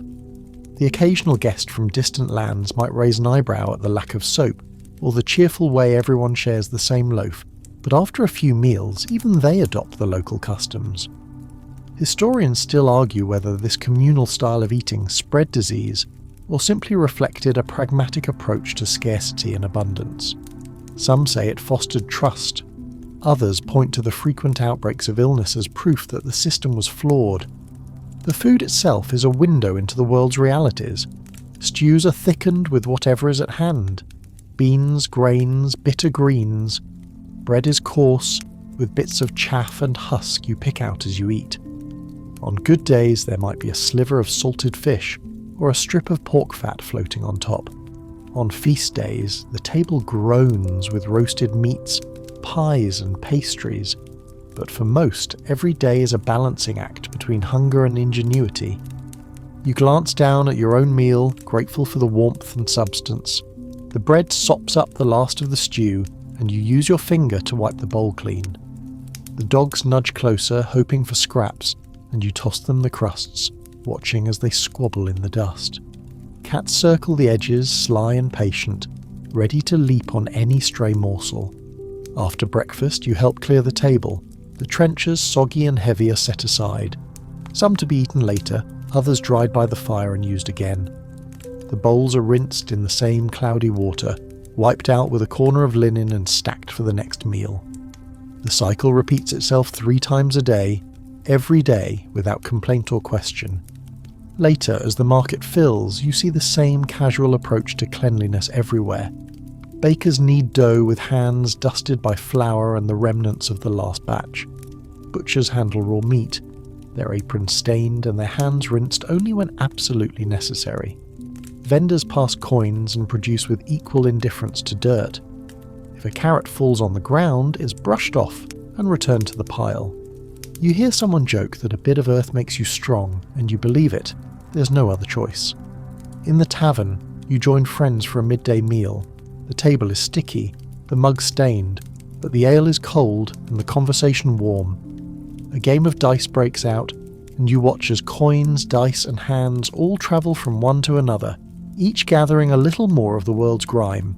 You scratch an itch on your neck and feel the familiar grit beneath your fingernails. Not all customs are quite so relaxed. On feast days or holy days, the town crier reminds everyone to wash before coming to church, and you see lines forming at the communal basins. The water is cold, but people splash their faces and hands with vigour, joking about washing away sins along with the dirt. There is a certain pride in being presentable, even if only for an hour. Some people swear by homemade hand washes, mixtures of vinegar and herbs, or a bit of sand rubbed between the palms. You watch as a neighbour scrubs with the cut side of a lemon, claiming it keeps the skin soft and the spirits at bay. Whether it works or not, the scent is refreshing, a brief respite from the ever-present tang of sweat and smoke. There are moments of true generosity and care, too. You see an old woman helping her grandson wash up after a fall, using careful hands and soothing words. You help your own younger sibling clean a scraped knee, the ritual of washing as much about comfort as it is about cleanliness. Even in a world of dirt, people find ways to care for one another, to make small acts of kindness part of the daily routine. Historians still debate the impact of communal eating and casual hand hygiene on health and society. Some argue that the shared experience built bonds and resilience. Others point to the high rates of infant mortality and the spread of disease as evidence of failure. The truth, as always, lies somewhere in between, a delicate dance between survival and connection, between tradition and necessity. As the sun climbs higher, the day's work resumes. You head to the fields, hands already stained by the soil, or to the workshop, where the tools bear the imprint of countless unwashed hands. At midday, you pause to eat again, the cycle repeating, the rituals unchanged. In the evening, as you gather with family and friends around the fire, you reflect on the day's small victories. A meal shared, a laugh exchanged, a bowl cleaned just a little more thoroughly than usual. There is comfort in routine, in the knowledge that despite all the dirt and risk, you are part of something larger. A living chain of hands and hearts, bound together by the daily rituals of survival. You drift to sleep that night with the smell of bread and earth still clinging to your skin, your hands curled around the memory of warmth and connection. Tomorrow will bring more meals, more mess, more of the strange communal beauty that is medieval life. For now you are content, clean enough, loved enough, and just tired enough to let the worries of the world slip away, one quiet breath at a time. As dusk settles and you slip through the now shadowed lanes, another side of medieval life comes into view, one that isn't just endured but for some celebrated. Public punishments and the spectacle of justice. In this world, the line between law and humiliation is razor thin. When you arrive at the village green or the city square, it's impossible to ignore the heavy wooden stocks and the tall pillory looming at the centre, symbols of authority and warning, yes, but also magnets for every kind of gawking, gossiping crowd. Tonight, a low buzz of excitement runs through the gathered townsfolk. Word has spread that someone will face punishment, and the square fills with bodies. Neighbours, strangers, children squirming on tiptoe to see, old women clutching bread and muttering about the price of wheat. These events are part ritual, part social gathering, a way to enforce the rules, but also to let off steam and enjoy a break from the grind of daily chores. There's a strange sense of anticipation. Even if you know the punishment will be ugly, you don't want to miss it. In an age of little entertainment, justice is a kind of theatre. You drift to the front, eyes tracing the worn wood of the stocks.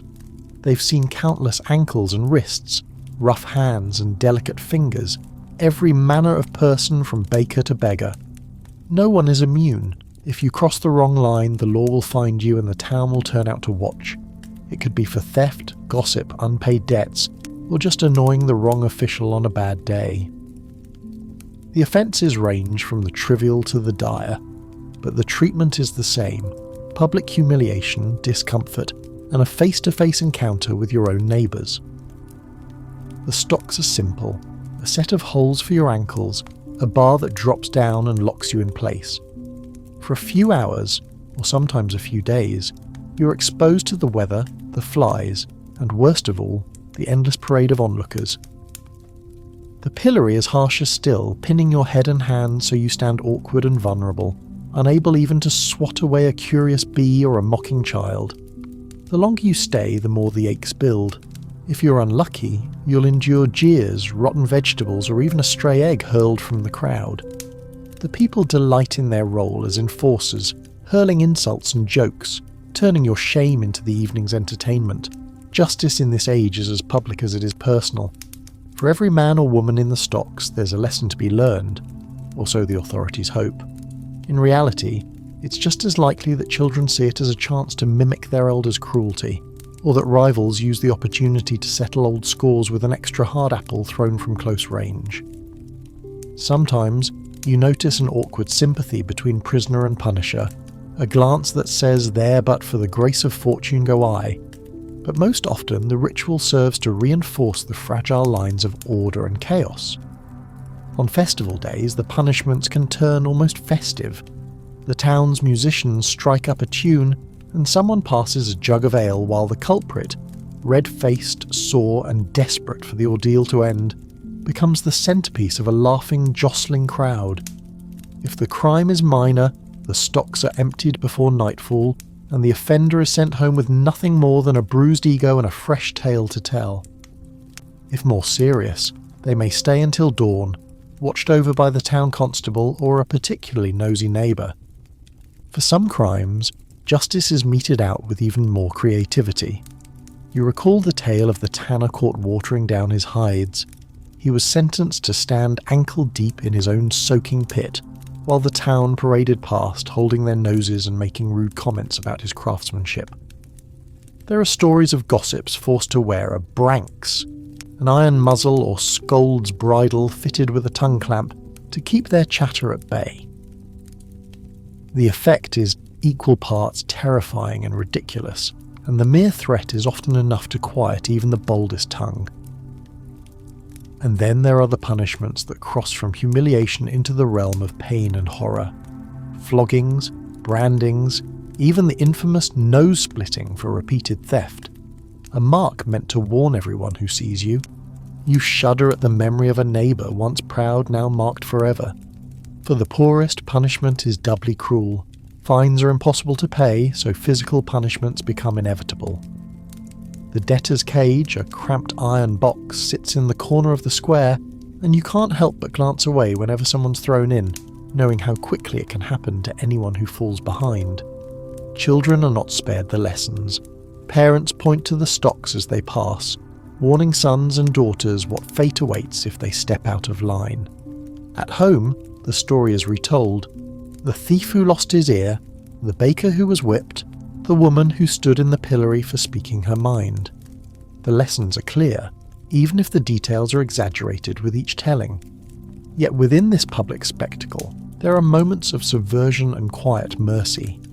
Sometimes, a friend sneaks a cup of water or a crust of bread to a shivering prisoner, risking a scolding from the guards. In some villages, the crowd grows restless when a punishment drags on too long, and the constable quietly unlocks the stocks to avoid a riot. There's a strange solidarity that grows in the shadow of the pillory, a recognition that everyone is vulnerable, that justice is often arbitrary, and that compassion can be as powerful as scorn.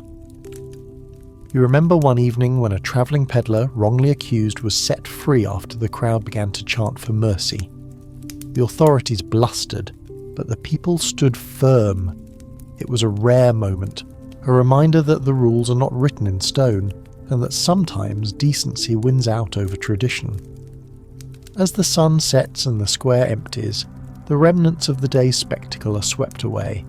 The pillory stands empty, the stains of the day already drying in the dust. The laughter and jeers fade, replaced by the hum of quiet conversation as people wander home, sharing opinions on the guilt or innocence of those punished. Punishments are not confined to the square. Behind closed doors in the quiet corners of town there are whispers of justice less visible but no less painful. Fines, forced labour, or exile for those who challenge the wrong authority or whose crime is too sensitive for public display. The records are murky, and historians still argue over how often private justice replaced public ritual. Some insist that the true danger lay not in the stocks, but in the closed council chambers and backroom deals where fate was decided out of sight. You slip home, your mind heavy with the memories of what you've seen. Even in the darkest moments you recognise the deep, complicated currents of justice and mercy, cruelty and community that shape medieval life. The punishments may be public, but the real lessons are learned in the quiet afterward, in the stories parents tell their children, in the whispered apologies and silent vows to never end up in the pillory yourself. Tonight, as you drift to sleep, you think of the empty square and the silent stocks, and you wonder what tomorrow will bring. The lines between right and wrong, shame and forgiveness, are never as clear as they seem in the cold light of day. In this world, survival means navigating not just hunger and disease, but the shifting tides of law, spectacle and human kindness, each leaving its own mark, visible and invisible, on the fabric of the town. By sunrise, the memory of last night's punishments lingers in the square, but the world presses on with its own raw, relentless demands. Today, you find yourself drawn to the quieter corners of life, places where suffering is less about public shame and more about the intimate struggle to heal. Here, in the makeshift infirmaries and shadowy kitchens, you discover the strange world of medieval wound care and animal remedies. Every ache, cut or scrape invites not just the concern of family, but a parade of hopeful cures, some sensible, some desperate, some downright bizarre. You pass the home of the town's unofficial healer, an old woman with nimble fingers, a headscarf that sags with age, and a table piled high with jars, bandages and pots. Her walls are hung with bunches of drying herbs, sage, yarrow, comfrey and lavender, all said to help soothe pain or drive away fever. But it's the less obvious remedies that catch your eye, the pot of goose fat on the shelf, the small bag of dried spiders, and the unmistakable odour of dung, both animal and human, steeped in vinegar and left to ripen. A neighbour arrives, limping and pale, a fresh wound on his shin. He grimaces as the healer examines the cut, tisking under her breath at the angry red skin. She begins with a wash of cleanest water she can manage, boiled over the fire and cooled, then dabs at the wound with a cloth soaked in wine, sharp and astringent, a rare luxury meant to kill what she calls the evil humours. Next comes a poultice of mashed garlic and honey, sticky and sweet, pressed firmly over the gash. The patient winces but sits still, knowing that pain is part of the process. Sometimes, though, the wounds are worse, deep bites from a dog, or a festering sore that will not heal. That's when the remedies turn creative and the stories more colourful. The healer digs out a wad of old spiderwebs, carefully saved from the corners of her cottage. She rolls them between her fingers, shapes them into a pad, and presses them into the wound. There's logic behind the ritual. Spider silk is said to help blood clot, and its fine, airy structure seems to soothe as it covers the raw flesh. Whether it works or not, the act itself brings comfort, the feeling that something is being done. For burns or scalds, she slathers on a layer of goose fat or animal lard, whispering a blessing as she smooths it in.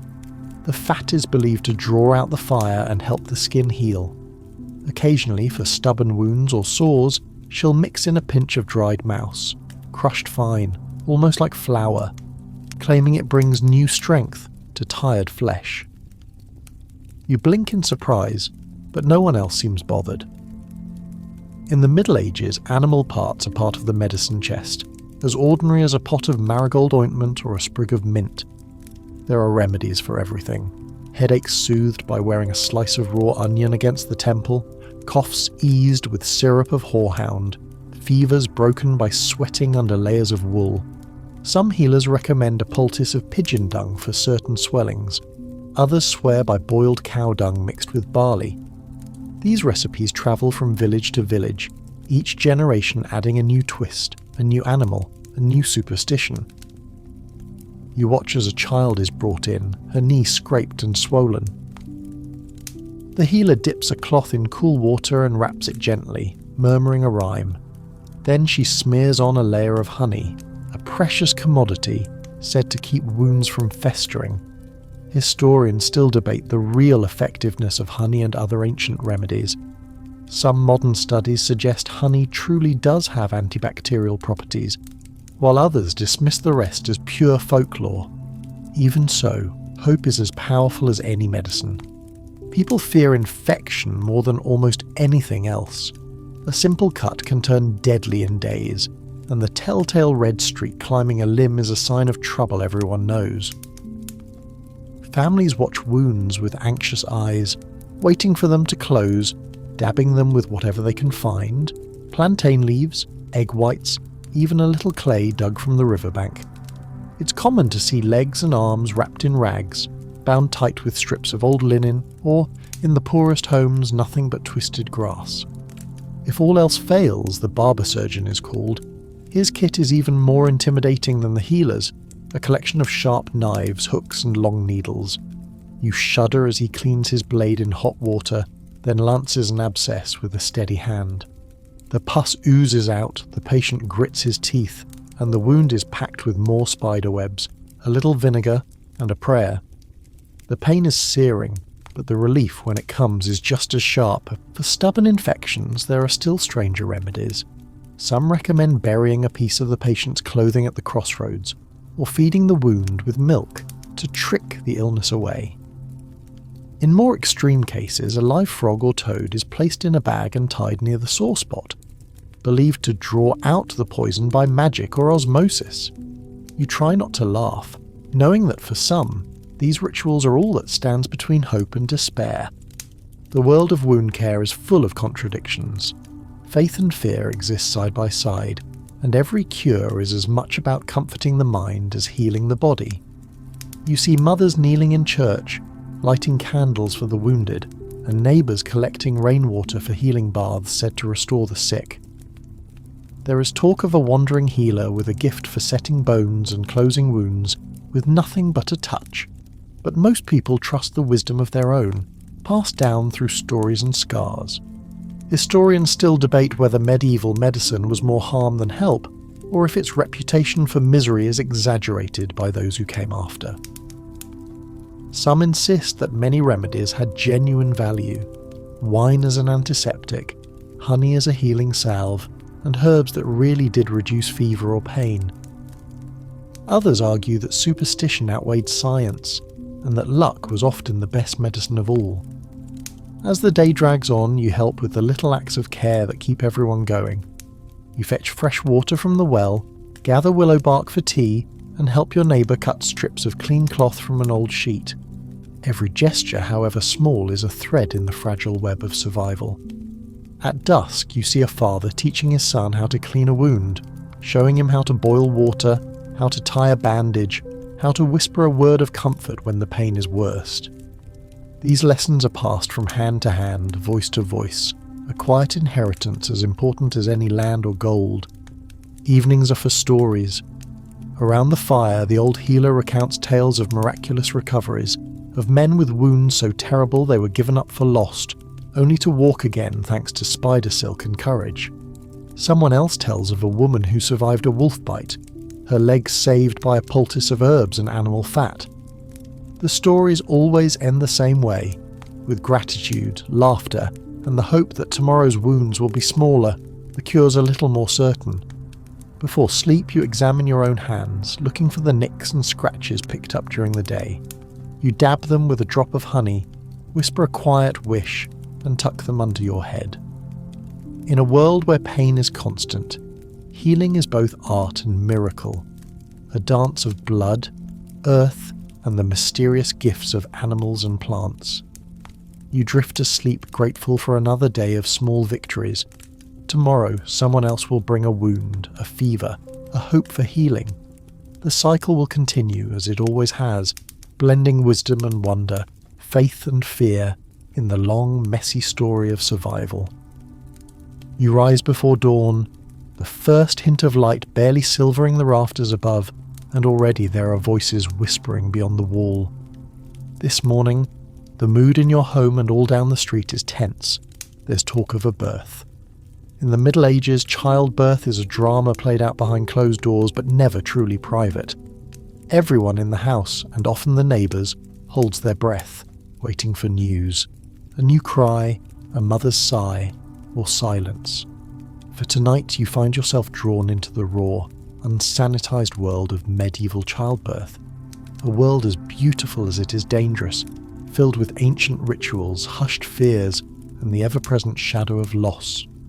You're ushered into the periphery of a scene as old as time. The midwife, a figure both revered and slightly feared, arrives just as the day breaks. She is small and sturdy, her hands calloused and sure, her eyes bright beneath a frayed wimple. Around her neck hang tokens of faith and folk magic. A saint's medallion, a tooth carved from bone, a pouch of herbs for luck. She's attended hundreds of births, and everyone is different. Sometimes joyful, sometimes tragic, always a test of courage for everyone involved. Inside, the birthing chamber is hot and close, thick with the scents of smoke, sweat, and lavender. Heavy curtains are drawn to keep out the draught, and the mother's bed is heaped with blankets, clean linen, and the family's best pillows. A pot of hot water simmers by the hearth, both for washing and for comfort. The women of the house cluster nearby, ready to help or just offer prayers, while men and children wait in the yard, their faces tight with worry. The midwife's methods are a mixture of skill and ritual. She checks the mother's pulse with practiced fingers, murmurs encouragements, and urges her to drink broth laced with honey and sage. There are whispered prayers to saints, especially Saint Margaret, the patron of safe delivery, and quiet recitations of protective charms. The midwife tucks a sprig of rosemary under the pillow to ward off evil, hangs a small iron key at the window to confuse any lurking spirits, and scatters salt on the threshold. Labour can last hours, sometimes even days. The mother moans, breathes, and grips the hands of the women beside her. The room grows warmer, sweat beads on every brow, and the rhythm of pain and rest becomes its own world. In these moments, time stretches and contracts with each contraction. You marvel at the strength required, the ancient knowledge held in the midwife's hands, the courage it takes to keep pushing when the outcome is so uncertain. The tools of the trade are simple. Cloths boiled clean, sharp knives for cutting the cord, lengths of linen for swaddling. If things go well, the baby is born with a lusty cry, and everyone breathes a sigh of relief. The cord is tied and cut, the baby washed in warm wine or water, then wrapped tight and placed on the mother's chest. There is laughter, tears, and often the singing of a quiet hymn of thanks. But when things go wrong, and they often do, the mood in the room turns quicksilver. The midwife's calm is tested. A difficult labour, a baby turned the wrong way, a mother who grows weak or feverish. These are the true terrors of medieval life. There are no doctors to call, no hospitals with clean sheets and bright lights. If a birth turns dangerous, the midwife does what she can, shifts the mother's position, massages her belly with oil, mutters prayers and calls on every scrap of wisdom she's learned from her elders. Sometimes she reaches for her sharpest knife, or a wooden spoon to press against the mother's tongue in case of seizures. If the mother starts to bleed or the baby's breath is faint, everyone in the house holds their breath, and the room seems to close in, thick with fear. Remedies abound, some practical, some desperate. For slow labour, there's a drink made of ale and parsley, or a charm written on a scrap of parchment and tied to the mother's wrist.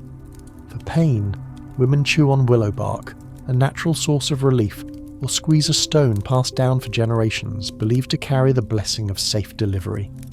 You watch as an older woman sprinkles holy water in the corners to keep the devil at bay, and the midwife presses a bundle of rue into the mother's palm for luck. There are even tales, half believed, half joked about, of burying the mother's girdle in the garden, or placing a rooster under the bed to hurry things along. Everyone knows the stakes. Childbirth is the leading cause of death for women, and even the healthiest mothers are never truly safe. Infection, hemorrhage, a baby stuck or born too early, any of these can turn hope into grief. For the babies who do not survive, there are hurried baptisms, whispered prayers, and burials in tiny shrouds, often in a corner of the churchyard reserved for infants. The sorrow lingers, carried in silence, or woven into lullabies sung to future children. And yet, for every tragedy, there are miracles. A first cry, a mother's exhausted smile, a newborn grasping a finger for the first time. When the danger passes, the house erupts in celebration. The mother is given broth and bread, her feet washed and her hair brushed. The women gather to share stories, compare birthmarks and old wives' tales, and offer advice about milk and swaddling. There is relief and pride, laughter and singing, and the sense that another generation has been safely delivered into the world. Afterward, there are more rituals.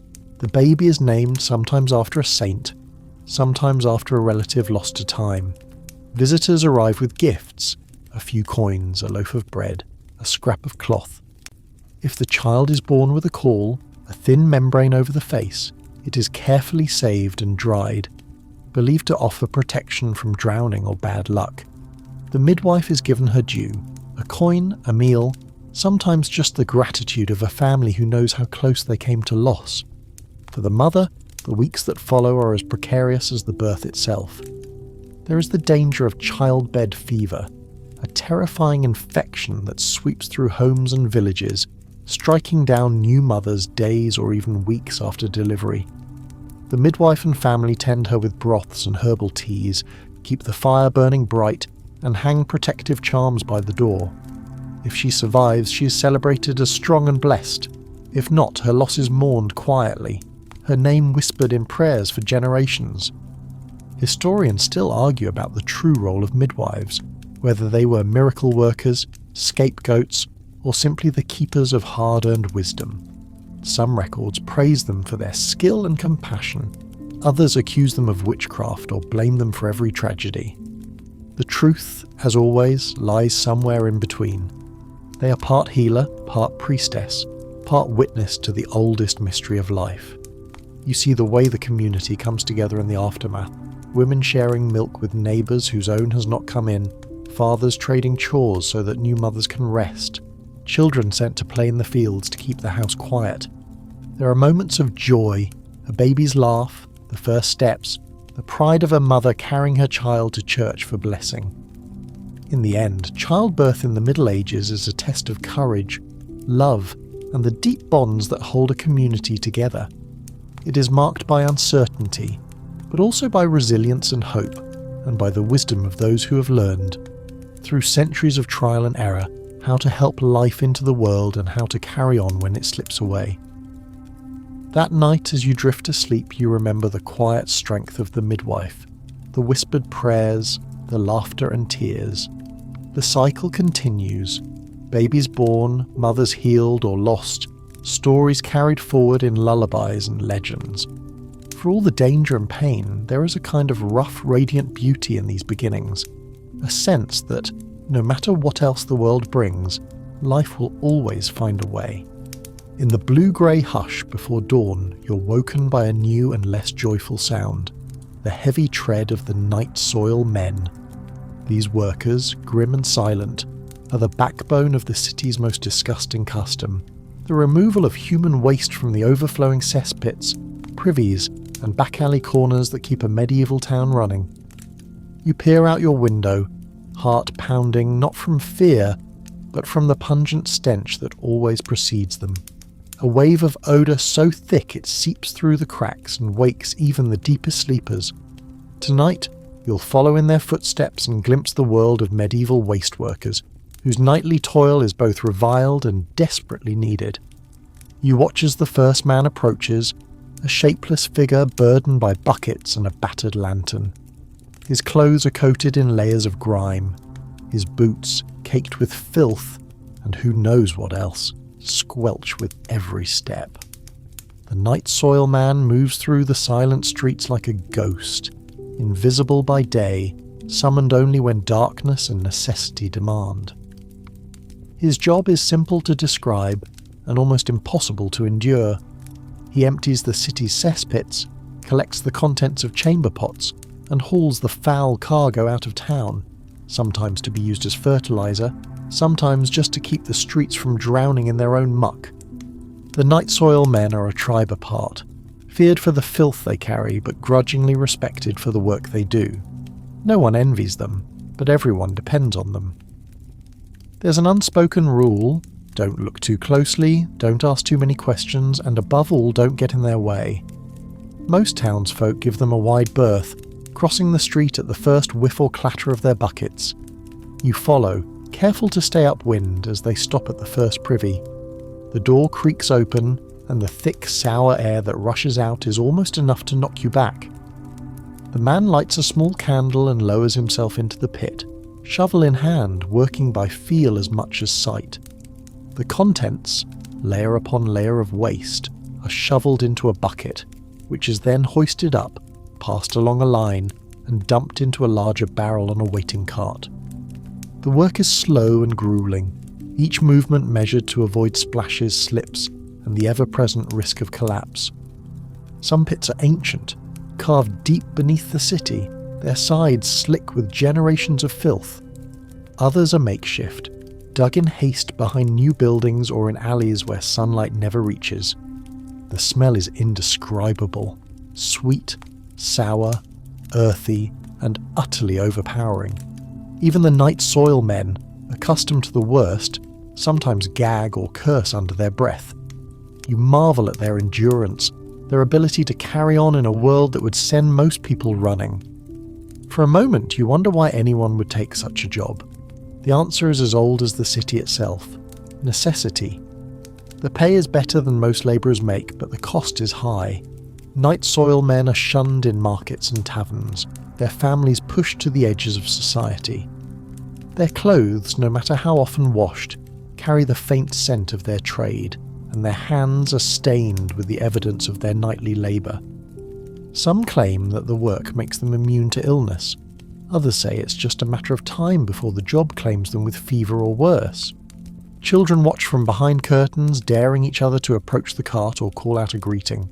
The bravest throw old shoes or rocks, only to scatter when a night soil man swings his shovel in mock threat. It's a game, but one edged with real fear. Everyone knows that the line between cleanliness and chaos is thinner than the width of a gutter. Not all night soil men are the same. In some towns, the job is passed from father to son, a grim inheritance that carries its own kind of pride. In others, it's punishment, assigned to criminals or the desperate who have nowhere else to turn. There are stories of men who lost everything to debt or disgrace, finding a strange kind of redemption in the darkest corners of the city. The collected waste is carried out of town, sometimes under cover of darkness, sometimes at dawn. In the fields beyond the walls, it's mixed into the soil, spreading the city's burdens among the crops that will one day feed it. Farmers welcome the night soil men with nods or grunts, grateful for the extra fertility, if not the smell. The cycle is endless. What leaves the city returns as food, a reminder that nothing is truly wasted in a world where survival is a daily struggle. The tools of the trade are simple but vital: sturdy shovels, heavy buckets, thick boots, and oilskin aprons meant to keep the worst at bay. In colder months, the filth freezes into lumps, making the job only slightly less foul. In the heat of summer, it flows like soup, and the smell lingers for days. Night soil men often chew strong herbs, or hold a vinegar-soaked rag under their noses to mask the stench, a trick shared by midwives and plague doctors alike. Historians still debate the health impact of these customs. Some suggest that regular removal of waste kept medieval towns cleaner than we imagine, or at least less deadly than they might have been. Others point to frequent outbreaks of disease, arguing that cesspits too close to wells or homes made sickness inevitable. Records from city council show constant arguments about where waste should go, how often it should be removed, and who should pay. In some places, dumping in the river is forbidden. In others, it's encouraged, as long as it's downstream from the bakeries and breweries. There are moments of dark humour in the night soil man's world. A favourite story is of the man who, after years of carrying filth, could tell the wealth of a household by the smell alone.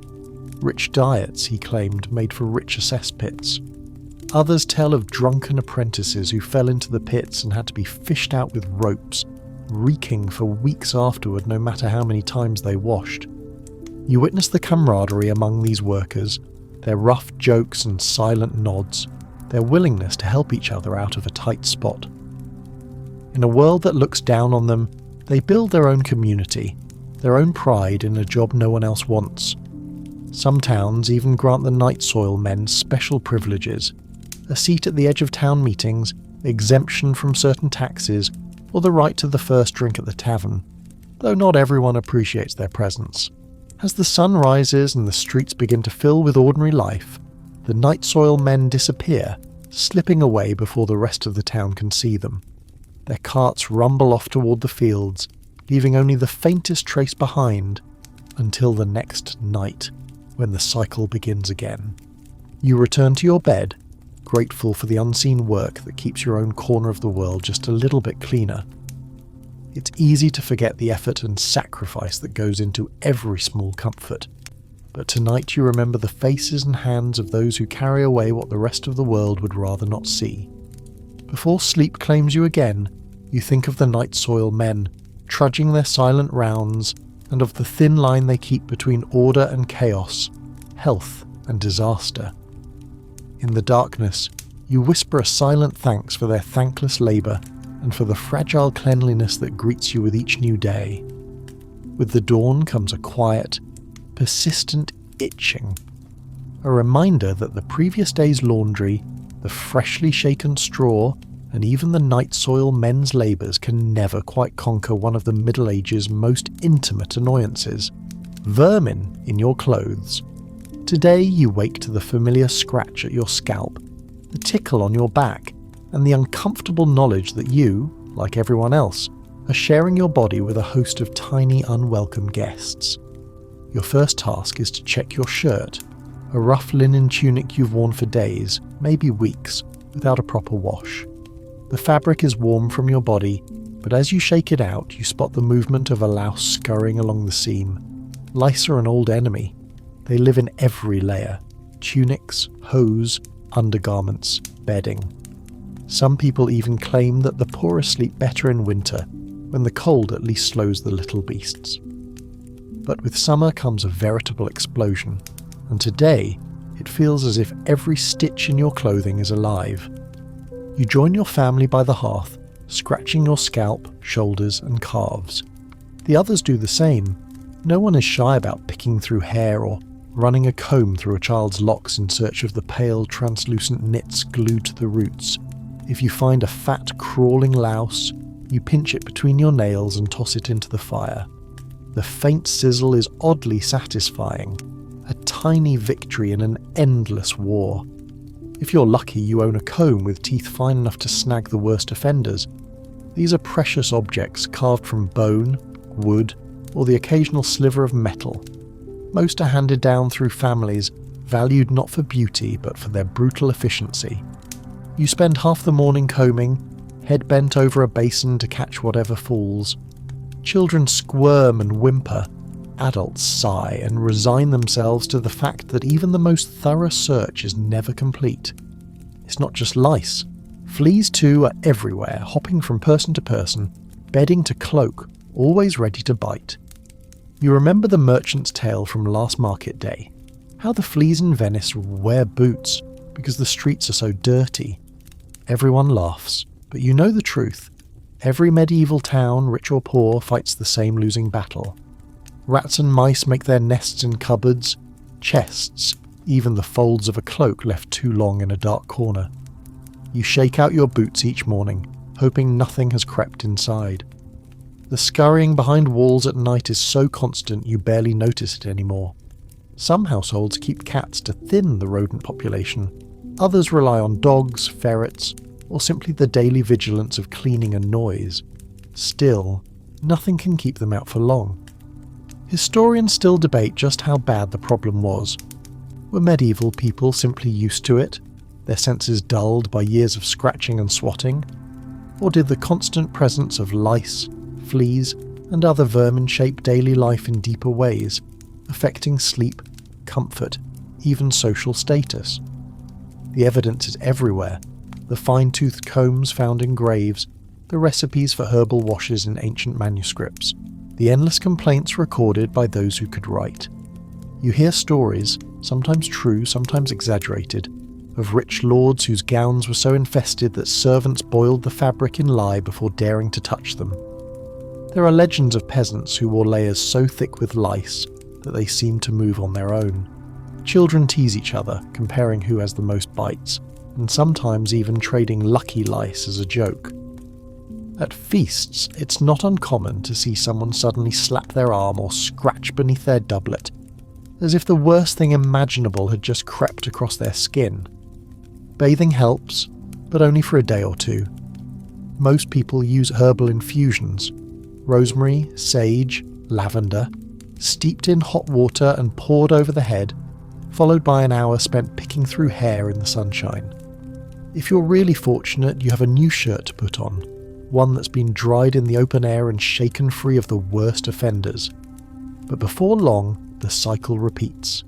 At night, you feel the bites again, the crawling at the edge of your awareness, the tiny aches that mean sleep will come only in fits and starts. Laundry days are a partial reprieve. Clothes boiled in lye and urine are less likely to harbour the worst infestations, but nothing is ever truly clean. As the days pass, the lice and fleas return, carried in on a neighbour's sleeve or a passing rat. You come to accept that the itch is a part of life, a small price for warmth and modesty. Bedbugs are a quieter menace. You feel their bites in the night, rows of tiny red welts on your ankles, wrists and neck. In the morning, you inspect your sheets for the telltale dark specks, the faint sweet-sour smell that means they've nested in the straw or down. There are remedies, placing fresh herbs between the mattress layers, airing the bed in sunlight, beating the straw with sticks. Still, the bugs are persistent. Most nights you find yourself scratching, dreaming of a world where beds are truly private and peaceful. There are even more unusual strategies. Some sleep with a circle of garlic cloves under the pillow, or a scrap of red cloth sewn into the hem, said to confuse the lice or keep them at bay. A neighbour swears by smearing a bit of bacon grease on her ankles to distract the fleas, while a visiting tinker claims that the best way to keep bedbugs away is to never, ever sleep in the same bed 2 nights running. Historians still argue about which, if any, of these tricks actually worked, or if they were simply acts of hope in a hopeless battle. Among the wealthy, things are not much better. The fanciest gowns, woven with silk and trimmed with fur, are magnets for vermin. Cleaning them is so difficult that many noble women keep servants whose job is nothing but picking nits and combing out fleas. Still, you overhear stories of grand feasts ruined by a sudden rain of a lice from a lord's wig, or a nobleman forced to leave court after mice chewed through his boots. For most people, the key is endurance. You learn to ignore the minor itches, to pick quietly in the corners, to brush off a flea with a practiced hand and carry on. Parents teach children to check each other for lice, to hold still during the daily combing, to sing songs or tell jokes to distract from the boredom and discomfort. Despite the discomfort, there's a kind of camaraderie in it. Everyone, high and low, shares the same struggles.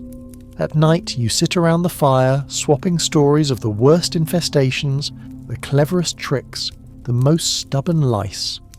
Laughter breaks out when someone tells of a priest who discovered a flea in his chalice, or a baker whose apron was more vermin than cloth.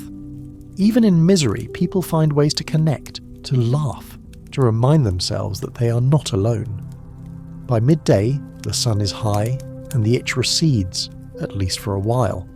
You go about your chores, mindful of the fact that every hug, every handshake, every shared cloak is an opportunity for the cycle to begin anew. You watch a group of children playing by the well, their hair shining in the light, their hands busy picking and squashing the day's harvest of lice. It is, in its own strange way, a rite of passage, a sign of belonging in a world where nobody escapes unscathed. You end the day sitting by the fire, comb in hand, sharing a moment of peace with your family. The bites may never go away, the itch never fully disappear, but the warmth of company and the glow of the hearth make it bearable. Tomorrow will bring more scratching, more searching, more tiny victories in the ongoing war against the smallest invaders. For now, you let yourself rest, comforted by the knowledge that even the worst itch is easier to bear together. In the Middle Ages, the marks left by lice and fleas are as much a part of daily life as laughter and song, a reminder that, in the end, everyone is just doing their best to stay one scratch ahead. The chill of evening seeps in through the cracks in the door, bringing with it the mingled aromas of wood smoke, earth, and, if you're lucky, a faint promise of dinner. Food is both ritual and necessity in medieval life, a daily search for sustenance where what's on the table is as likely to challenge your senses as to satisfy your hunger. Tonight, you'll taste the world of unusual delicacies and questionable food, strange snacks, bold flavours, and a creativity born from scarcity. You find yourself in the kitchen, standing over a battered wooden table, where your family's meal is taking shape.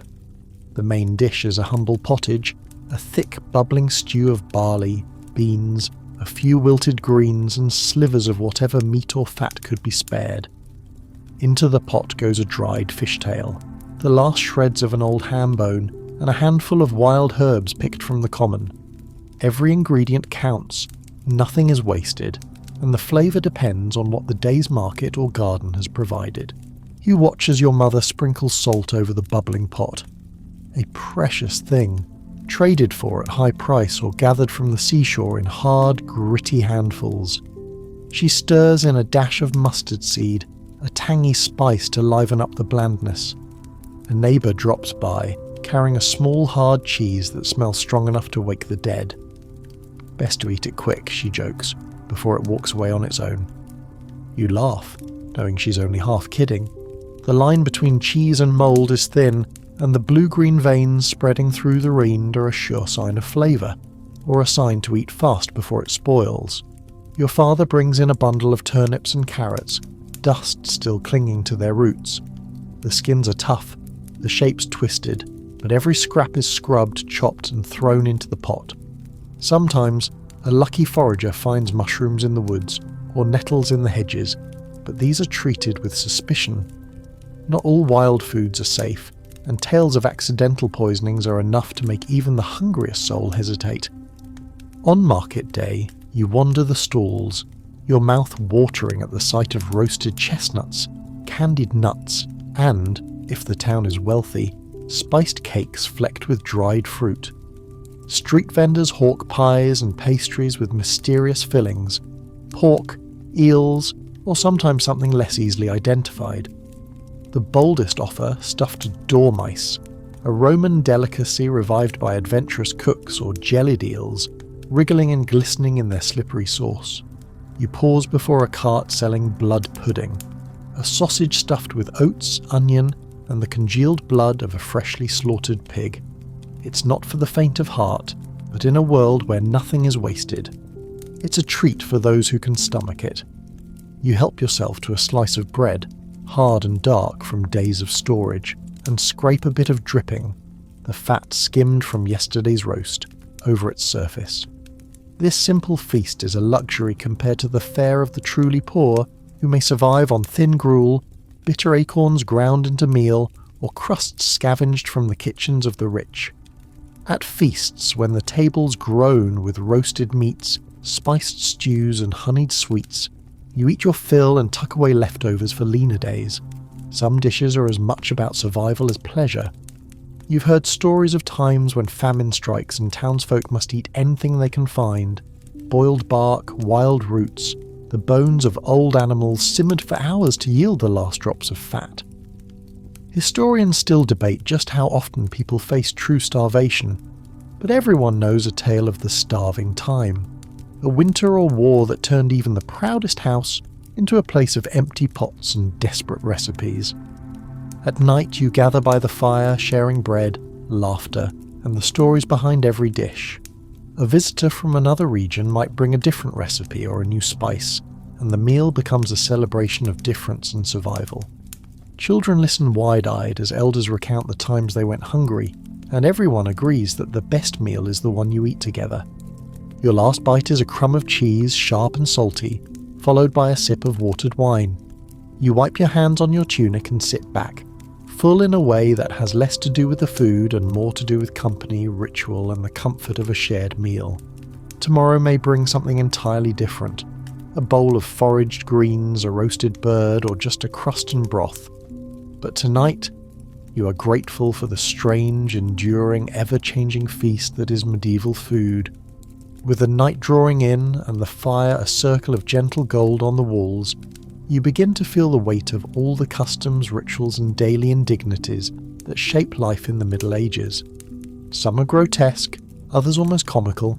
Many are simply necessary, woven into the fabric of existence by generations who have learned to adapt, endure, and, sometimes against all odds, even laugh.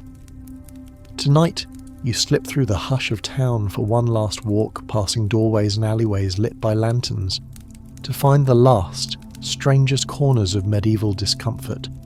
The rules around death and burial, mourning, and the rituals that cling even to the end of life. You step softly, mindful of the uneven stones underfoot, and watch as the church bell tolls once, twice, each peal a signal that someone has died. The whole town takes note. Death is as public as birth in this world, marked not just by sorrow, but by an elaborate choreography of ritual, superstition, and social display. You notice how shutters are drawn and curtains tied, how a black cloth appears over the door, how passers-by cross themselves or mutter a prayer for the departed. Even in grief, medieval people observe customs with a kind of stubborn care, clinging to order in the face of the ultimate disorder. The first ordeal is the laying out of the body. You follow a small group of women, sisters, neighbours, the town midwife, into a candlelit room where the deceased is washed and prepared. The water is cold, the soap harsh, the touch both reverent and practical. The body is shrouded in a simple winding sheet, limbs carefully straightened, eyes closed and mouth bound shut with a strip of linen to keep the features at rest. If the family can afford it, they burn incense or scatter dried rosemary and thyme to fight the thick, earthy scent of death. Coins are sometimes placed on the eyes, not only to keep them closed, but as payment for the soul's journey.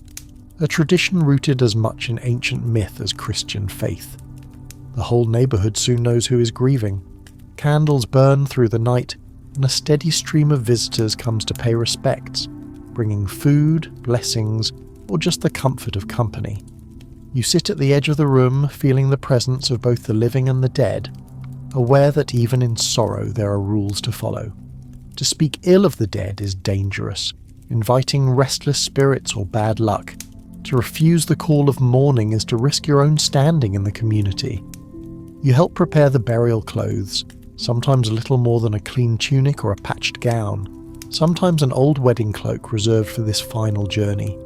Children peer in, wide-eyed and silent, and elders murmur stories of the deceased, their kindness, their mischief, their role in the life of the town. The air is heavy with grief, but also with relief. Every successful passing is proof that, even in death, the customs hold fast. The next morning, the bell rings again, calling everyone to the churchyard. The body's carried out, sometimes on a wooden board, sometimes in a simple coffin built hastily by the local carpenter. The procession moves slowly, the family in front, friends and neighbours behind, all dressed in their best, or for the poorest, just their cleanest. Black is worn if you have it, but any dark colour will do. Mourning hoods or veils are drawn over faces and children are hushed, warned not to laugh or run ahead. The church service is short but sombre. The priest offers prayers for the soul, sprinkles holy water, and speaks the words everyone knows by heart. There is no promise of quick comfort, only the hope of resurrection, the memory of faith, and the reassurance that the dead will rest in consecrated ground. In some places the grave is dug by friends or guild members, each taking a turn with the spade, a way of sharing both the labour and the loss. You notice the odd customs that attach themselves to death. A window may be left open to let the soul escape, or all the mirrors in the house covered so the dead cannot return to linger. Bread and salt are sometimes left by the door for wandering spirits, and a sprig of yew or juniper is placed on the grave to protect it from witches or thieves. If a person dies unshriven or in mysterious circumstances, extra prayers and blessings are said, and sometimes the grave is dug at a crossroads or outside the walls, just in case. Even in mourning there are subtle competitions, whose funeral draws the biggest crowd, whose feast is the most generous, whose dirges are sung loudest and longest. You catch the nervous laughter of neighbours as they exchange news about the next wedding, the next birth, the next tragedy sure to follow. Grief is shared, but so is gossip, and even at a funeral life continues. After the burial, the family serves food to the mourners, a thin stew, bread, ale, sometimes cakes sweetened with honey if the season is kind. The wake can last for hours, with old stories told, songs sung, and glasses raised in memory of the one lost. There is crying, of course, but also relief, laughter, and sometimes even a kind of celebration. Proof that, for all its fear and sadness, death is part of the great circle, honoured with as much mess and merriment as any birth or festival. Back at home, you help sweep out the death chamber, open the windows wide and sprinkle fresh herbs to mark the return of ordinary life. For the next few weeks the family will wear black bands or veils, avoid loud laughter or song, and attend extra services for the soul of the dead. Children are told to mind their manners, to avoid whistling at night, and to remember the lessons of the departed. Historians still argue about the origins of some of these rituals. Were they born from Christian doctrine, older pagan beliefs, or just the need to control the chaos of loss? Some see the customs as marks of civilization, a way to keep order in the face of death's disorder. Others as relics of fear, desperation, and the hope that the right ritual can keep the darkness at bay. The records are full of contradictions, but the need for meaning, for comfort, for order is universal. As the week turns, life resumes its steady, gritty rhythm. The dead are remembered in prayers, their names spoken aloud at the Sunday Mass, their stories retold as warnings or inspirations to the living. The graveyard fills with new mounds, each one marked by a wooden cross, a bunch of flowers, or, if the family can afford it, a carved stone with a name and a date. Time passes and the customs remain. The laying out, the wailing, the wakes, the whispered superstitions. Through it all, you come to understand that even the most disgusting, difficult or bizarre rituals serve a purpose, binding people together in the face of the only certainty in life. The fire burns low as you return home, and you sit quietly, the taste of the day's food still lingering on your tongue, the sounds of the village soft in your ears. You let yourself sink into the old straw mattress, aware of every ache, every itch, every comfort earned, and every hardship endured. Tonight, you carry the memory of the customs that shape this world, customs that disgust, amuse, and unite. And now, as your breath slows and your eyelids grow heavy, let's ease into the gentlest part of the night's journey. The room softens around you, firelight ebbing in drowsy golden ripples across the floor.